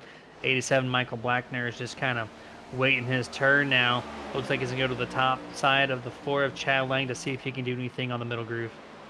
Yeah, again, that was a good power move there by the 14 going to the outside. The 87 of Blackner looking to follow suit on the outside. Both drivers will pass the 4 of Lang on the outside. Don't know, Jeremy, if it was a little bit gun-shy trying to go on the inside after how close of a call it was just about 2 laps ago, though. But good move by the 14 and 87. That puts them 6th and 7th, respectively, and again, solidly in the top 10. Right now, TJ Bartel is holding that 5th spot. Again, that puts all 3 RPM drivers in the top 5. The other 2 drivers holding the top 5 are both Fury Motorsports, being Coy and Hannah, but nothing has changed up front. Jeremy, right now, the 31 is just checking out, putting cars laps down, just put Stephen Lou Allen another lap down there, and is just taking it off right now. 39 of Torgerson, his teammate, running 2nd place, trying to follow suit, and Richie Coy rounds out your top 3. Yeah, 10 cars, 1 lap down or more, as we have 16 left on the running order on the lead lap. Yeah, 4th place, Brody Hanna, just to show the speed difference between the race leader and everybody else. 4th place, Brody Hanna, is 9 seconds back of Chandler. 5th place, almost 11 seconds back. That's of teammate TJ Bartel. So just the 31 and the 39 on their own different zip code. 2 seconds separate them, but outside of that, it's just everyone's falling back so quick. Next person to go lap down is actually Colton Gum, is the 15th place. Ryan Chapman, 27. He goes 1 lap down. So here in the next lap or two, we might see the 10 of Colton Gum do the same thing. Yeah, and to put it into perspective right now, so you were talking about TJ Bartel, who is running 5th place right now. We're going to throw up the track map presented by Nerd TV. 11 seconds behind. Mind you, these guys are pulling 23-second laps, Jeremy, almost 24. So you're talking almost half a track difference in between your leader and 5th place right now. Leader just crossed the start-finish line. 5th place is going into turn 3. Leader is now halfway in between, almost exactly a half a track lead going in right now. As, again, you can see 4th place in that track map is circled in green. 1st place right now is in between turns 1 and 2. And looks like we have, what's going on with Chandler? It looks like he's coming into pit road. We have our first green flag pit stops going on, Jeremy. Yes, sir. Richie Coy in the 19 does follow suit here. This is on lap 149. So these guys are going to try to run 50 more laps to run this thing out. This will be your one and only green flag stop this evening, as Jeff Chandler, for the first time in 149 laps, will not lead a lap here. I'm sure that'll quickly cycle through. Tires come at a premium here. So you cannot run out there more than 5 laps waiting your turn to come down pit road. You need to do it right now, because we've seen the 23. He exits pit road. It's Brody Hannum. He pitted a lap prior. Really need to come in quick to maximize your efforts here. Yeah, now we've seen this happen in the truck race as well. And I do believe that was something that we asked some of our post-race podium drivers, was that, some of them elected to stay out a lot longer. That and they even stated, Jeremy, that yeah, they probably should have come in a lot sooner, and they wouldn't have lost so much time out there. I do believe from the time that the first driver pitted, at the time that the leader pitted, they only had it was like a 4-second lead, and by the time they cycled through, and the driver that was running second that tried to stay out, by the time they finally came in and pitted, that lead went from a 4-second to a 10-second lead, and it was like, like what we said, like 8 to 10 laps. They are very, tires are precious. And everyone has made their pit stop. They are showing that tires are super precious, but right now the only 2 guys not to pit are the number 7 of Wayne Grossi, and to my surprise, the 3 of Brian Bliss, who was running just in between 5th and 10th place. He's given up quite a few laps here to keep running on this circuit. Now the hope for the guys who are 1 lap down or more is, please don't be a yellow right now. Please don't do it. I don't want to have to take the wave around and be under older tires with these guys generally being fresh. As the 7 on the radio is coming down pit road this time, that is Wayne Grossi, one of only 2 guys left on the circuit to not pit. Let's see what Brian Bliss does coming through 3 and 4. He will not come to pit road. So Brian Bliss is going to get himself a first lap lead this evening. And after he pits, it'll cycle back to Jeff Chandler. Yeah, and he's not going to want to stay out there much longer. I would expect that this time around, I could see the 3 coming down pit road, because he's not going to want to waste any more time.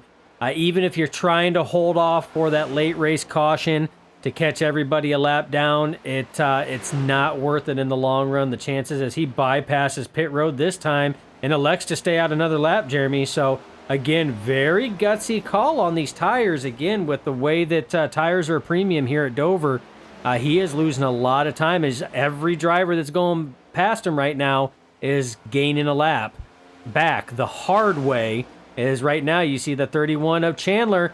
There goes your race leader, or what will be, just got his lap back. Chandler is now in 2nd place. Last car on the lead lap. That means when the 3 comes into pit, Chandler's going to have just a detrimental lead. And here comes the 19 of Coy and the 39 of Torgerson. The 3 has got to come in, Jeremy. Yeah, he's losing a lot of speed, but I almost like this call. You're not for any type of points position. You're not going to win the race. So what do you have to lose, right? You stay out. I guess you're not going to finish well, obviously, if it goes green the whole way. But what if he strikes a caution right now? You're going to have about 10 laps fresher tires at this moment, and you're going to have everyone else that has to stay out and not take tires. Oh, and the 23 just does not give any patience really to the 3. He could have moved to the top, but he wanted the bottom. He was not sure where the 3 was going. You're going to see the 3 come down pit road this time, but he was hoping for that caution. He would have put so many guys in a pickle to where he would have 10 laps fresher tires. and be the only one to pit, um, he would have done so well. But now he has to come down pit road, and that's going to erase everything that his plan potentially could have been. As Jeff Chandler is going to resume back now as your race leader over second place, Richie Coy. Yeah, well, I mean, he almost had the caution. I mean, He almost was the caution. Yeah, he almost was the caution there. But I mean, that's the speed difference between fresh tires and old tires. I mean, it was everything that he could to maintain that track there. And Brody Hanna just coming in so fast, you don't have a lot of reaction time to figure out if you need to go high, if you need to go low, or what's going on. And that's the dangerous thing with drivers staying out. I mean, that's pit strategy. That's what it is with racing, but it does come at a price sometimes. What I'm really impressed by is how close right now the 19 and the 39, those two are running right now. Richie Coy, I'm not sure where he got his speed. He was one of those guys that fell back 3.5, 4.5 seconds back of Jeff Chandler.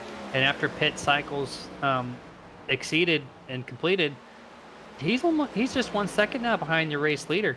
So 19 found some extra pit entrance speed, which at a track like this, it is tough to get down pit road because of how small that apron is, how banked this track is, and how much speed you have to decrease yourself to get down to pit speed in a short amount of time. So any type of way you can capitalize and maximize your efforts on pit road, like pit entrance, if you can do it much better than the next guy, it could make or break a race for you. And the 19 did such a great job, put himself back only 1 second away from that 31. Yeah, but what are you seeing right now, Jeremy? We're going to throw that track map presented by Nerd TV back up. What are you seeing right now? You are seeing cars all over that track, and right now that leader is working his way through traffic. That means he cannot hit the marks that he wants to. He cannot be as consistent as he once was, and that is only going to play to the benefit of the 19 and the 39, both respectively, on reeling in the 31 of Chandler. Chandler just has to keep it clean and try to make quick work of these drivers. Now, when it comes to passing lap traffic like that, catching them at the right time at this track is key. You don't want to spend too much time behind them, because the more time you stay behind them is the more time you're losing to the drivers behind you, and they're gaining up on you. So you want to try to get that inside run coming off the corner to where you don't lose very much speed, or in an area of that track to where it's not going to cost you any time. Yeah, that's correct. And right now, the 31 is about running the same times as the guys in front of him, just slightly faster. So at the moment, he's okay. He just doesn't have the air on his nose like he would like. He's running the same exact, the lane, which is the bottom, which is definitely preferred here at Dover. So a little less air on that car, a little less downforce. The wheels have to produce a little more grip. So 31 just wants to get around these, get two as fast as he can to get that air back on that nose for optimal speed and tire wear. Right there, as he finally clears the 22, now he has the 11 in front of him, who's about a half a second in front. Number 7 of Wayne Grossi, he's a lap down. Looks like he's going to try to quickly follow suit here. But the 19 of Richie Coy, I think he's starting to kind of fall back a little bit. If I'm watching the times correctly, Richie is about a tenth slower the past couple laps. Yeah, and this is where we're going to see. I mean, we're working lap 167 to 200, Jeremy. We've got 33 laps left in this event before we go full distance. And again, that was the longest run that we had prior to, anything we had before. I mean, we went green flag, an entire green flag run, all the way through to green flag pit stops cycled through. These drivers have been out here on a stint. We haven't had a caution. Again, our last caution was right around lap 95-ish or so. So we went a long stint, Jeremy, before, just to get to this point here. And these drivers under green flag conditions don't get a lot of time, especially racing, to try to make adjustments on their black box, on their F2 screens to these cars whatsoever. Because, look at it. Look what you see in front of Richie Coy. They don't have time to take their hand off the wheel to be messing with a lot of settings on things because they're racing. So that, again, they may not have been able to make all the settings and all the adjustments that they were wanting. This is big right now. Jeff Chandler is clear of everybody. He has fresh air on his car, and Richie Coy is now being choked up by the 22 of Robert Malikian, trying to get around these guys, and he's just stuck right now. His car is not able to pass like he wants to around these guys. A little bit tight, looks like, in race traffic, and that is really separating the 31 and the 19. just in those past 2 laps. A half a second have separated these two guys, and that is just continuing as long as the 19 is behind the 22, his teammate the 11, and the 7 of Wayne Grossi. It is just exponentially going to get stronger and stronger. But as you cycle down to the 39, he is now back to the tail of Richie Coy, and the 39 has longer speed, longer pace than the 19 does. So as they now get around the 22, and the 11 is going to give away to his teammate real quick here, expect this 39 to take this door. Actually, the 22 puts a little block, so to speak, on the third place car, but he's going to get around the 11 here. So now this is going to choke up the 39 temporarily. Yeah. Now, the 22 and the 11 are racing for position, so keep in mind, I mean, it did look like it was a block there, but the 22 is actually trying to make a pass on the 11. So, I mean, these drivers are very respectful. They give way to leaders and everything else, but in the defense of the 22 and the 11, they're racing for position too. I mean, right now they're racing for 13th and 14th position respectively, so they're racing each other. It just so happens that second and third place is also in a race with each other right in near the same vicinity. And that's when you get long green flag runs. That's how these tracks get, Jeremy, is right now you finally see the 39 at Torgerson finally clear the 22 and the 11, but look at the distance that Richie Coy was able to gap on the 39 at Torgerson just in that amount of time since Richie Coy was able to clear them. Almost an entire second was able to separate him and the 39. Going back a couple laps ago where you saw the 13th and 14th, that's a great mention by yourself there. 13th and 14th battling for a spot, second and third battling for the same rights on the track. I've always seen this conversation. It's like you're a lap down, okay, but you're still on the track. You have no other, or you don't have any more or less rights to be on the track. And if you're going for position, it doesn't matter if the leader's on you or not. Like, they're running their own race, you're running your own race. If you're trying to finish 13th and not 14th, it doesn't matter who's in the lead and right behind you, right? You have your own race to manifest and be the best of what you can to finish for your team. 13th instead of 14th might not sound like it to some people. You want to say, hey, maybe get out of the way of the race leader, but you are for position, so you want to maintain there. And sometimes it gets in the way of some guys like the 19 Richie Coy, who had a big separation between him and the 31, and now Troy Torgerson has to reel the 19 back in. So it always produces that conversation. I love to see other people's aspects of it, but each guy on the track has equal rights here for whatever lane they choose to be in. And so it just happened to kind of space out our top three right now. Yeah, and I mean, I have always been a believer in that. I mean, if I am in a race right now and I have nobody for position around me, I've got no reason to be in anybody's way. Okay, I'll sit here and give you the space. But if I was in the 22 spot there, if I was in Malikian's spot, trying to race and pass Tony Solari for position, I would have done the same thing. Why? Because I'm racing for position too. I'm trying to maximize my points as well. Yeah, it's unfortunate that the leaders are right behind me and I'm getting ready to go a lap down and we're all kind of in the same area, but like you said, I have a right to race for that position too. So, I mean, it's a give and take on that. It's very situational on when a driver should, yield and get way out of the way, or when they have a right to race. And this one here, I feel that they had a right to race. They were racing for position too. I'm sure the iRacing iFlag unit was, blinking blue and yellow for these guys saying, hey, get out of the way. The race leader's there. But speaking of the iRacing iFlag unit, just a quick mention of them. It really helps you complete your sim rig with 64 LED lights that shows up the 30 different iRacing notifications for yourself, whether the car is high or low, or if you got a meatball or just any flag that produces in really bright colors. You can't miss it. It keeps your focus on the track. So if you want to kind of complete your sim rig, head over to iRacingIFlag.com, pick yourself up one of these units.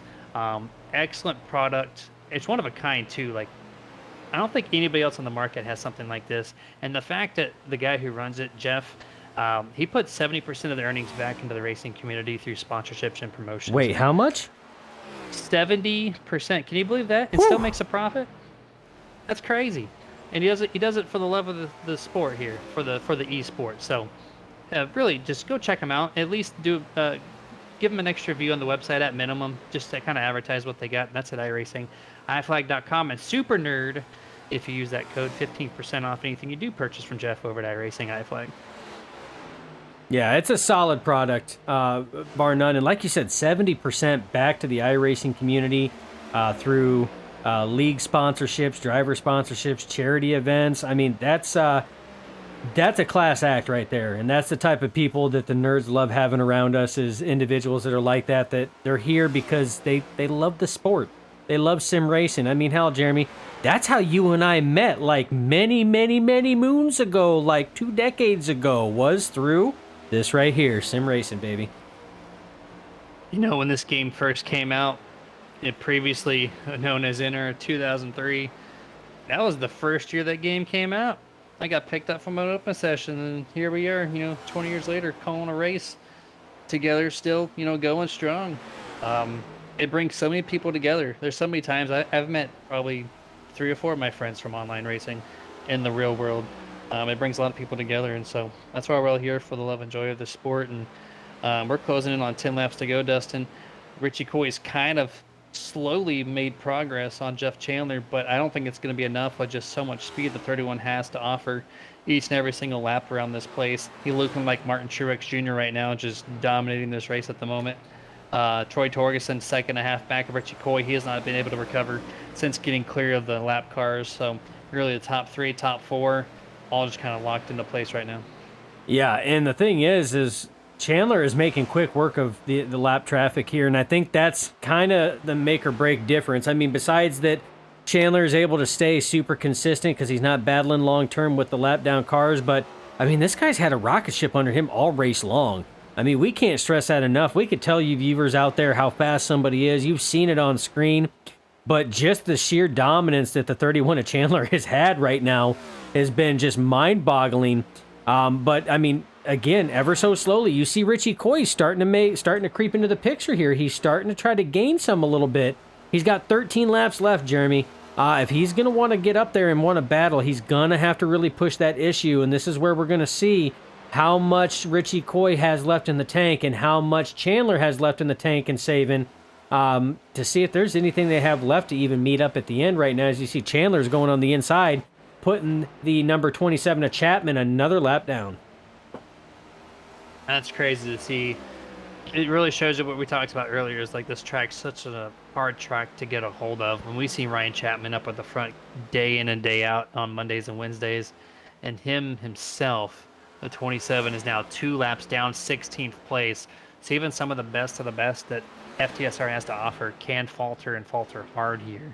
So not that 27 is just not having a good day, it's just the track is so difficult for some of these guys. And we see the 19 of Richie Coy trying to get to the bottom. 27 gives them plenty of room, runs all the way up to the wall line there. Just what we were talking about. Just what we were talking about earlier, Jeremy.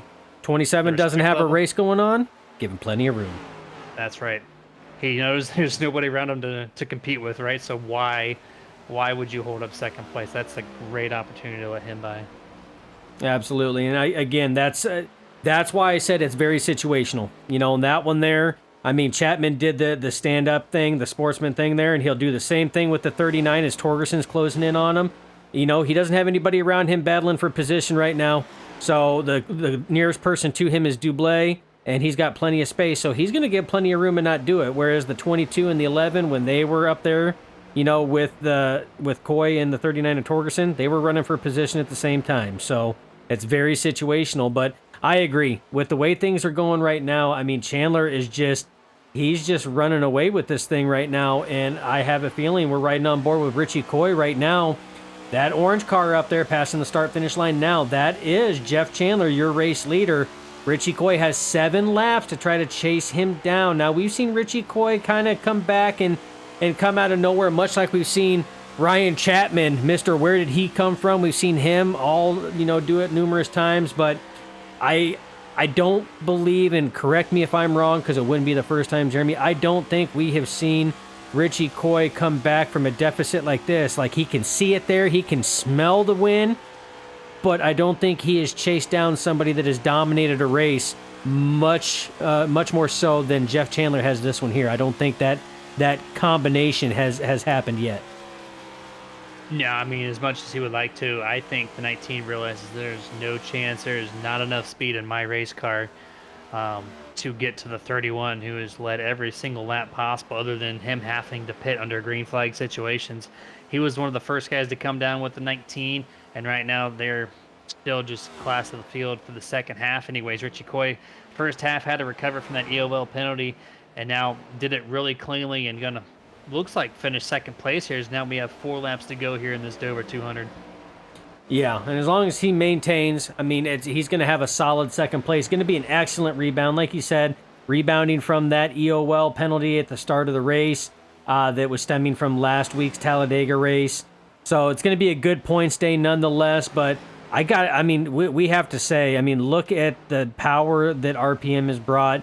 For the most part today, ran first and second, and right now running first and third. I mean, we're going to have, if they finish as they run right now, which I see no reason why they wouldn't, we're going to have 2 of them in the podium, post-race podium show. But the same thing could be said for Fury Motorsports. It's been a good team day. You got Richie Coy, Brody Hanna, and Michael Blackner, all 3 Fury Motorsports drivers in the top 3. And Bartel, the other RPM driver, is running 6. So it's been an awesome showing for both of these teams, no matter how it plays out. Yeah, you go show you how much it pays to be on a part of a team, have that communication, because right now you're seeing RPM and Fury Motorsports just having a hell of a race. They are running all similar setups underneath their car. As we're coming up to the white flag, 1 lap to go for Jeff Chandler. So next flag will finish this race here. Coming through 1 and 2, no problems. They have a 2.5 separation still. Does not have to press the issue at all. And I don't think I've seen that 31 get loose any time this entire event. Coming through 3 and 4 for the final time. Jeff Chandler's going to pick up his first victory of the season at FTSR. Get yourself a W in that checker flag. Jeff Chandler, you are the winner of the Dover 200. What a showing, too. And I got to say, Jeremy, it's a fitting end to it. I mean, Jeff has dominated this race. I think I would have been upset if it would have ended with anybody else in victory lane there. As you see Richie Coy coming up to give him a little congratulatory, little shake and rumble and rattle all the way around, saying, hey, good job. But, I mean, just the sheer dominance that Jeff had, I think I would have been upset. As much as I like rooting for Richie Coy and a lot of the other drivers, this was fitting. This was well-deserved for that 31 team. As the 31 does burn it down, he is the 7th different winner of the 2023 A season, as we have 2 races left. That's a great amount of different drivers with victories here, as Jeff adds his name to the list, as he does a little nose-to-wall burn out there. Well-deserved to burn that thing down, but we're going to go over the unofficial results here. Take a look at our 27 racers this evening. Jeff Chandler, P1. Richie Coy is going to bring it home in 2nd. Troy Torgerson, 3rd. Brody Hanna, 4th. Michael Blackner is going to finish in 5th. Chad Lang in 6th. TJ Bartel in 7th. Lane Allen, 8th. 9th place, and the last guy on the lead lap, Sherwood Williford, and the round out the top 10, James Wallace. Robert Malikian will finish in 11th. 12th place goes to Brian Bliss on that pit strategy that he tried. Didn't fall back near as far as I was expecting as long as he stayed out. Wayne Grossi finishes 13th. Tony Solari 14th. Colton Gum will finish in the 15th spot. Ryan Chapman 16th. Brian Dublé will finish his night in 17th. Alan Crowell finishes in 18th position. Joshua Johnson, after that early race hardwall impact, still maintains and stays in the top 20, finishes 19th. And Lewis Meglin, the Meg, will round out your top 20. 21st, Stephen Lou Allen. 22nd place, Chris Beck. 23rd, Justin Diltz. 24th, Ryan Hendrick. 25th, Ryan Hoover. 26th, Brandon Elder and Chris Curtis, who did not make any attempt but did join in the server, technically rounds out in 27th. And this will bring us to our only full screen commercial break, as we're going to gather the top 3 to get their thoughts for tonight's Dover 200. Stay tuned. We'll be right back.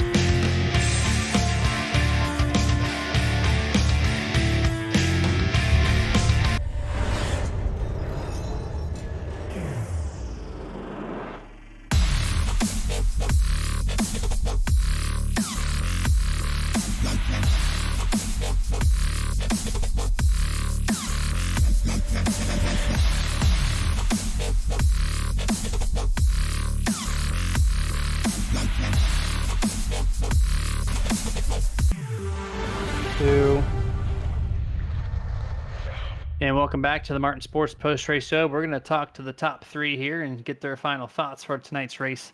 First and foremost, third place finisher, Mr. Troy Torgerson.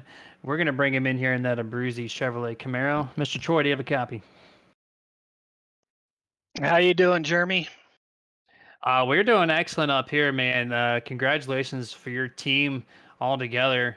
All three of you guys really just in the top 10 all race long. You and Jeff specifically running first and second for a long part of this race.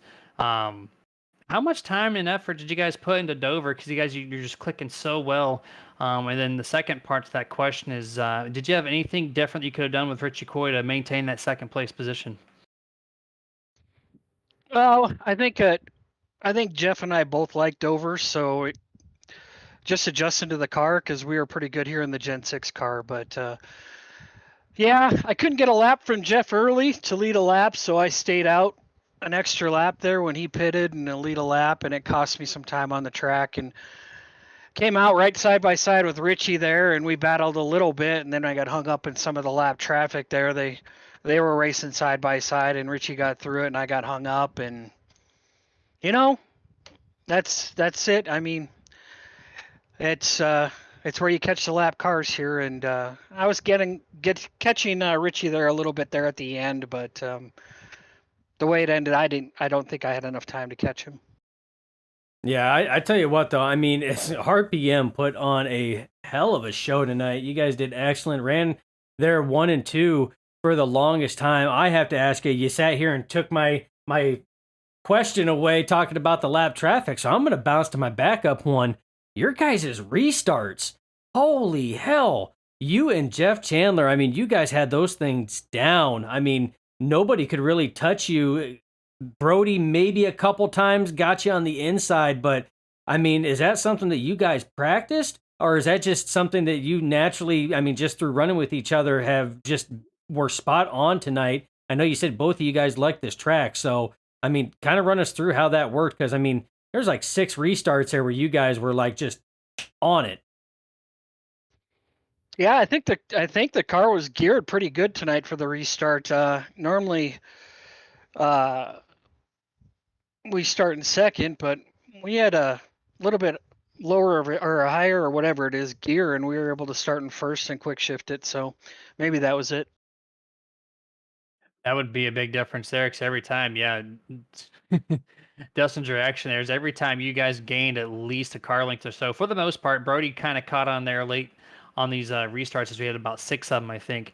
But the first few, for sure, you two just took off and ran with it, and that was a big part of how you guys were able to secure your positions early. But congratulations on your third place finish. Well job for the entire team. But final thoughts tonight before we let you go.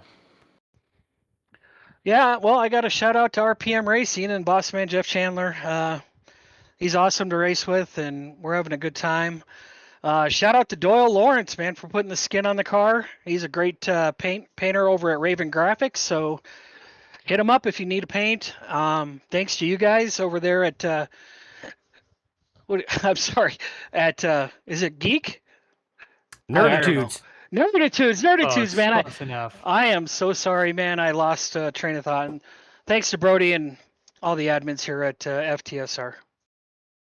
I appreciate the words there, man. Go ahead and celebrate with the team. An awesome job on your third place finish this evening. Thanks, guys. Yes, sir. And that was your third place finisher, Mr. Troy Torgerson. Now we're going to bring in someone who's very familiar with the booth here, Mr. Richie Coyne, the number 19. Do we need to get his chair? I mean, I think it's here right now. Richie, got a copy?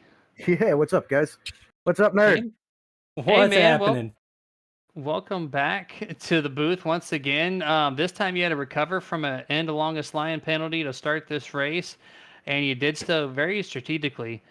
Took you a while to get there, but you conserved your tires well, and you did it very cleanly. Congratulations on second place. I mean, starting from the back of the field here to end up in second, that's a task all on its own. Yeah, I ended up making a couple mistakes at Talladega that cost me my starting spot. Fortunately, I got a pretty decent pit stop out of it, pit box out of it. But yeah, started all the way in the back. I just wanted to try to make it to the front without getting into anybody or the wall or keeping the car under me, and just methodically got up to the top. I think I got to 6th by the stage end, and then just chipped away at it, and I was able to keep up with them guys. But I don't think I had anything for Jeff tonight. Yeah, that's what we were just talking with Troy about. I mean, it's Jeff was on a whole new level, so that's going to be an interesting one. But I tell you what, it seemed like there were some handling issues there. Tire wear, I mean, we always know is a huge thing here at Dover. Oh yeah, and management. But it almost seemed like we were kind of keeping an eye on you and Brody. That almost seemed like when there was some cloud coverage on the track, it almost seemed like your cars lost a little grip in the rear end there a little bit.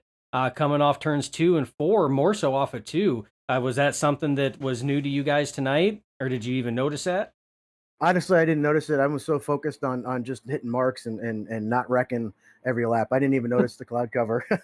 It was it was a handful. We went with similar setups, but I went with a looser setup than the rest of the guys. And that first stint, man, I was backwards. Even though I saved some tires, I was backwards. So I started making some adjustments in the pit stops, and it finally started coming to me. And actually, I think that last stint was the best the car was. It just, like I said, I saw Jeff. He was right there. I could see him. He was like 1.2 to 1.4 seconds ahead of me, but he would, every time I'd gain a little bit, he'd pull away a little bit. I'd gain a little bit, and then Troy was behind me doing the exact same thing. So the three of us were pretty close tonight. And you know what? I'll take a second. Great points night. Good recovery from starting. Basically dead last. Yeah, and I got a follow-up question too before Jeremy closes it out for you. So early in the race, right in front of you, the 44 of Chris Beck and the 33 of Sherwood Williford made contact, and you did a hell of a job checking it up. Tell me what was going through your mind on that one. So yeah, that was going down the backstretch, and they touched going into 3, and I saw Sherwood lose grip, so I knew he was sliding, and I thought he was actually going to slide down the racetrack. So I went up, and then he caught it, and then came up the racetrack, and then lost it again. And then by that time, I was already outside of him, and I'm like, I just closed my eyes and prayed, and everything worked out. He did a great job saving it, to be honest with you. It was a little, He did. It was a little sketchy, let me tell you. But yeah, sometimes like that, you got to commit to go, and it is what it is at that point. Yeah, a huge task to try to get back to the front, and then you have that happen. You're like, well, this is going to end early. Then all of a sudden, you're like, oh, I'm clear. I'm good to go. It's Dover. Anything could have happened on a split second, but nope, you're able to clear it and make that happen. An awesome job, by the way, too, entering pit road on that green flag stop with 50 to go. Right. You made up like 3 seconds over Jeff Chandler. You were like 4.5, maybe 5 seconds back, and you came out only a second and a half. So you found some good pit entrance speed there. Well, I think Jeff was he had a lot to lose. He was leading at that point, and I was trying to gain. So I went in actually at the truck, the Xfinity race here. I did the same thing. I went down into 3. I'm like, all right, I'm pitting, and went down into the apron and locked it up. And I'm like, oh, I guess that worked in the Xfinity car. Maybe it'll work in this car. And we tried it, and picked up some time, but again, not enough. Congrats out to Jeff and Troy. They had a great cars tonight. I was able to. I think Troy had to stay out for a lap to try to lead a lap, and that gave me the opportunity to get by him there. Otherwise, I probably would have been third tonight. But great job by them guys. Yeah, it's it for man. Any final thoughts other than that to close this thing out before we let you go? Always a shout out to you guys. Can't wait to watch it back. Should be pretty exciting. I can't believe the green flag run we had there. I think the whole back half of the race was all green flag. It was crazy, or close to it anyway. So shout out to the league for a great race tonight, guys. This is a really tough track. It always seems like we put on our best races on the toughest tracks for some God-forsaken reason. I don't know, but Dover is the Monster Mile. It didn't take too many victims tonight. So shout out to the league. Shout out to Jeff and Troy for having great races. Shout out to my teammates for doing the heavy lifting over the weekend with practice. I didn't get a chance to practice this car until tonight. So they did the heavy lifting for me there. And thanks for everybody for watching. Tony's mom and dad, and everybody else who was in the chat tonight. Yeah, when you respect the track that you're racing at, knowing it's Dover, I think that's what constitutes a really good race when you all know the challenge is difficult ahead of 200 laps here. So congratulations once again on second place, and we'll catch you on next week. All right, guys. Have a good night. Thanks again. You too.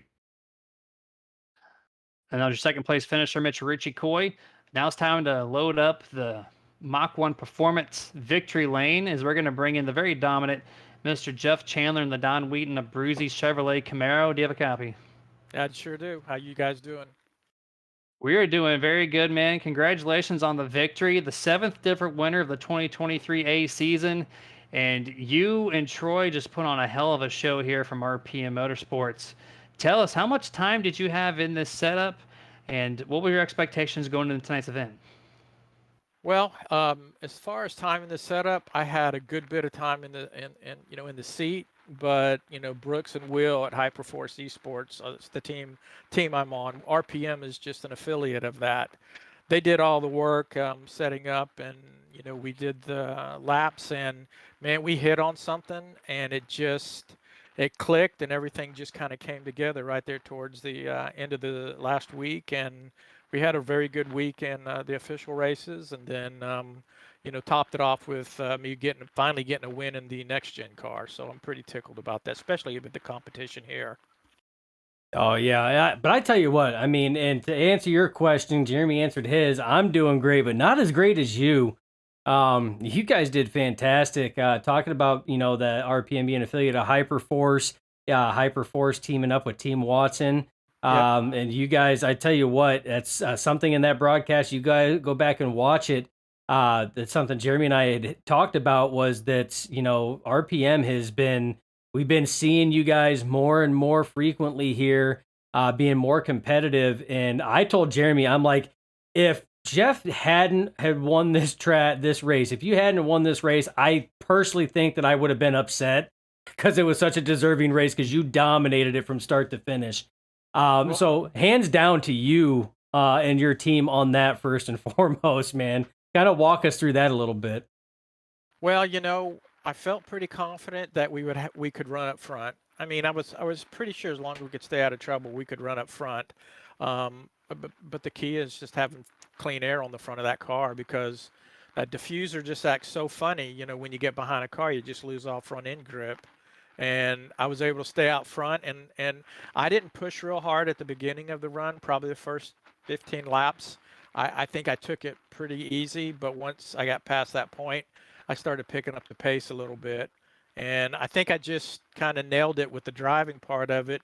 But it was the setup. It was the guys at Hyperforce and Team Watson, man. They, we were working so good together and figuring things out, and they brought something really unique to Hyperforce, and Hyperforce brought something unique to Team Watson, and it's just a great matchup, and we're just thrilled to be affiliated with them. And I'm glad to bring a win home, because I think everybody on the teams won this week, and I was the lone guy sitting on the outside looking in. So no more. Get to go home and brag a little bit. Yeah, man, definitely do that. That was well deserved there. Yeah, you guys are just firing off on all cylinders right now, and keep up that work, man. It's going to show off for 2023B.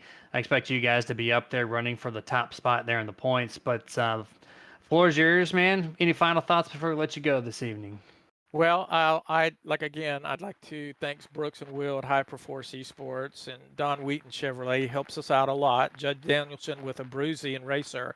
I've been running a Bruzy on my car for years now. Doyle Lawrence, Raven Graphics. He does all my paints, and he's just the best out there. I just would argue with anybody over that. And of course, FTSR and Nerd TV. We appreciate you guys, and certainly appreciate this league. Yeah, appreciate all those words, man. Go ahead and celebrate with the team on an awesome performance, and we will catch you next week.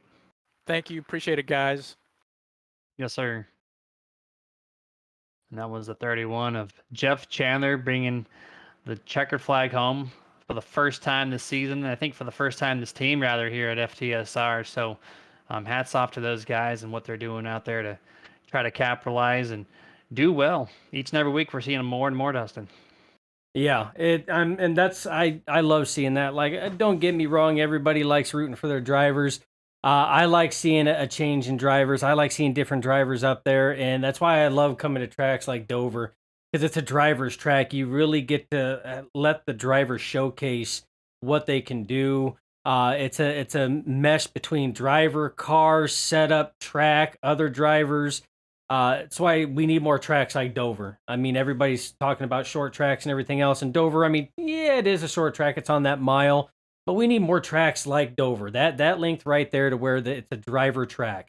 Not so much the super speedways or plates or anything else, or even road courses. Jeremy, you and I, we've gone back and forth, but you're starting to weigh on me. I'm starting to go to the road course side a little bit, but races like tonight, man, I could watch from start to finish like tonight, even if I wasn't broadcasting in the booth or producing, I could still watch them because they're that good.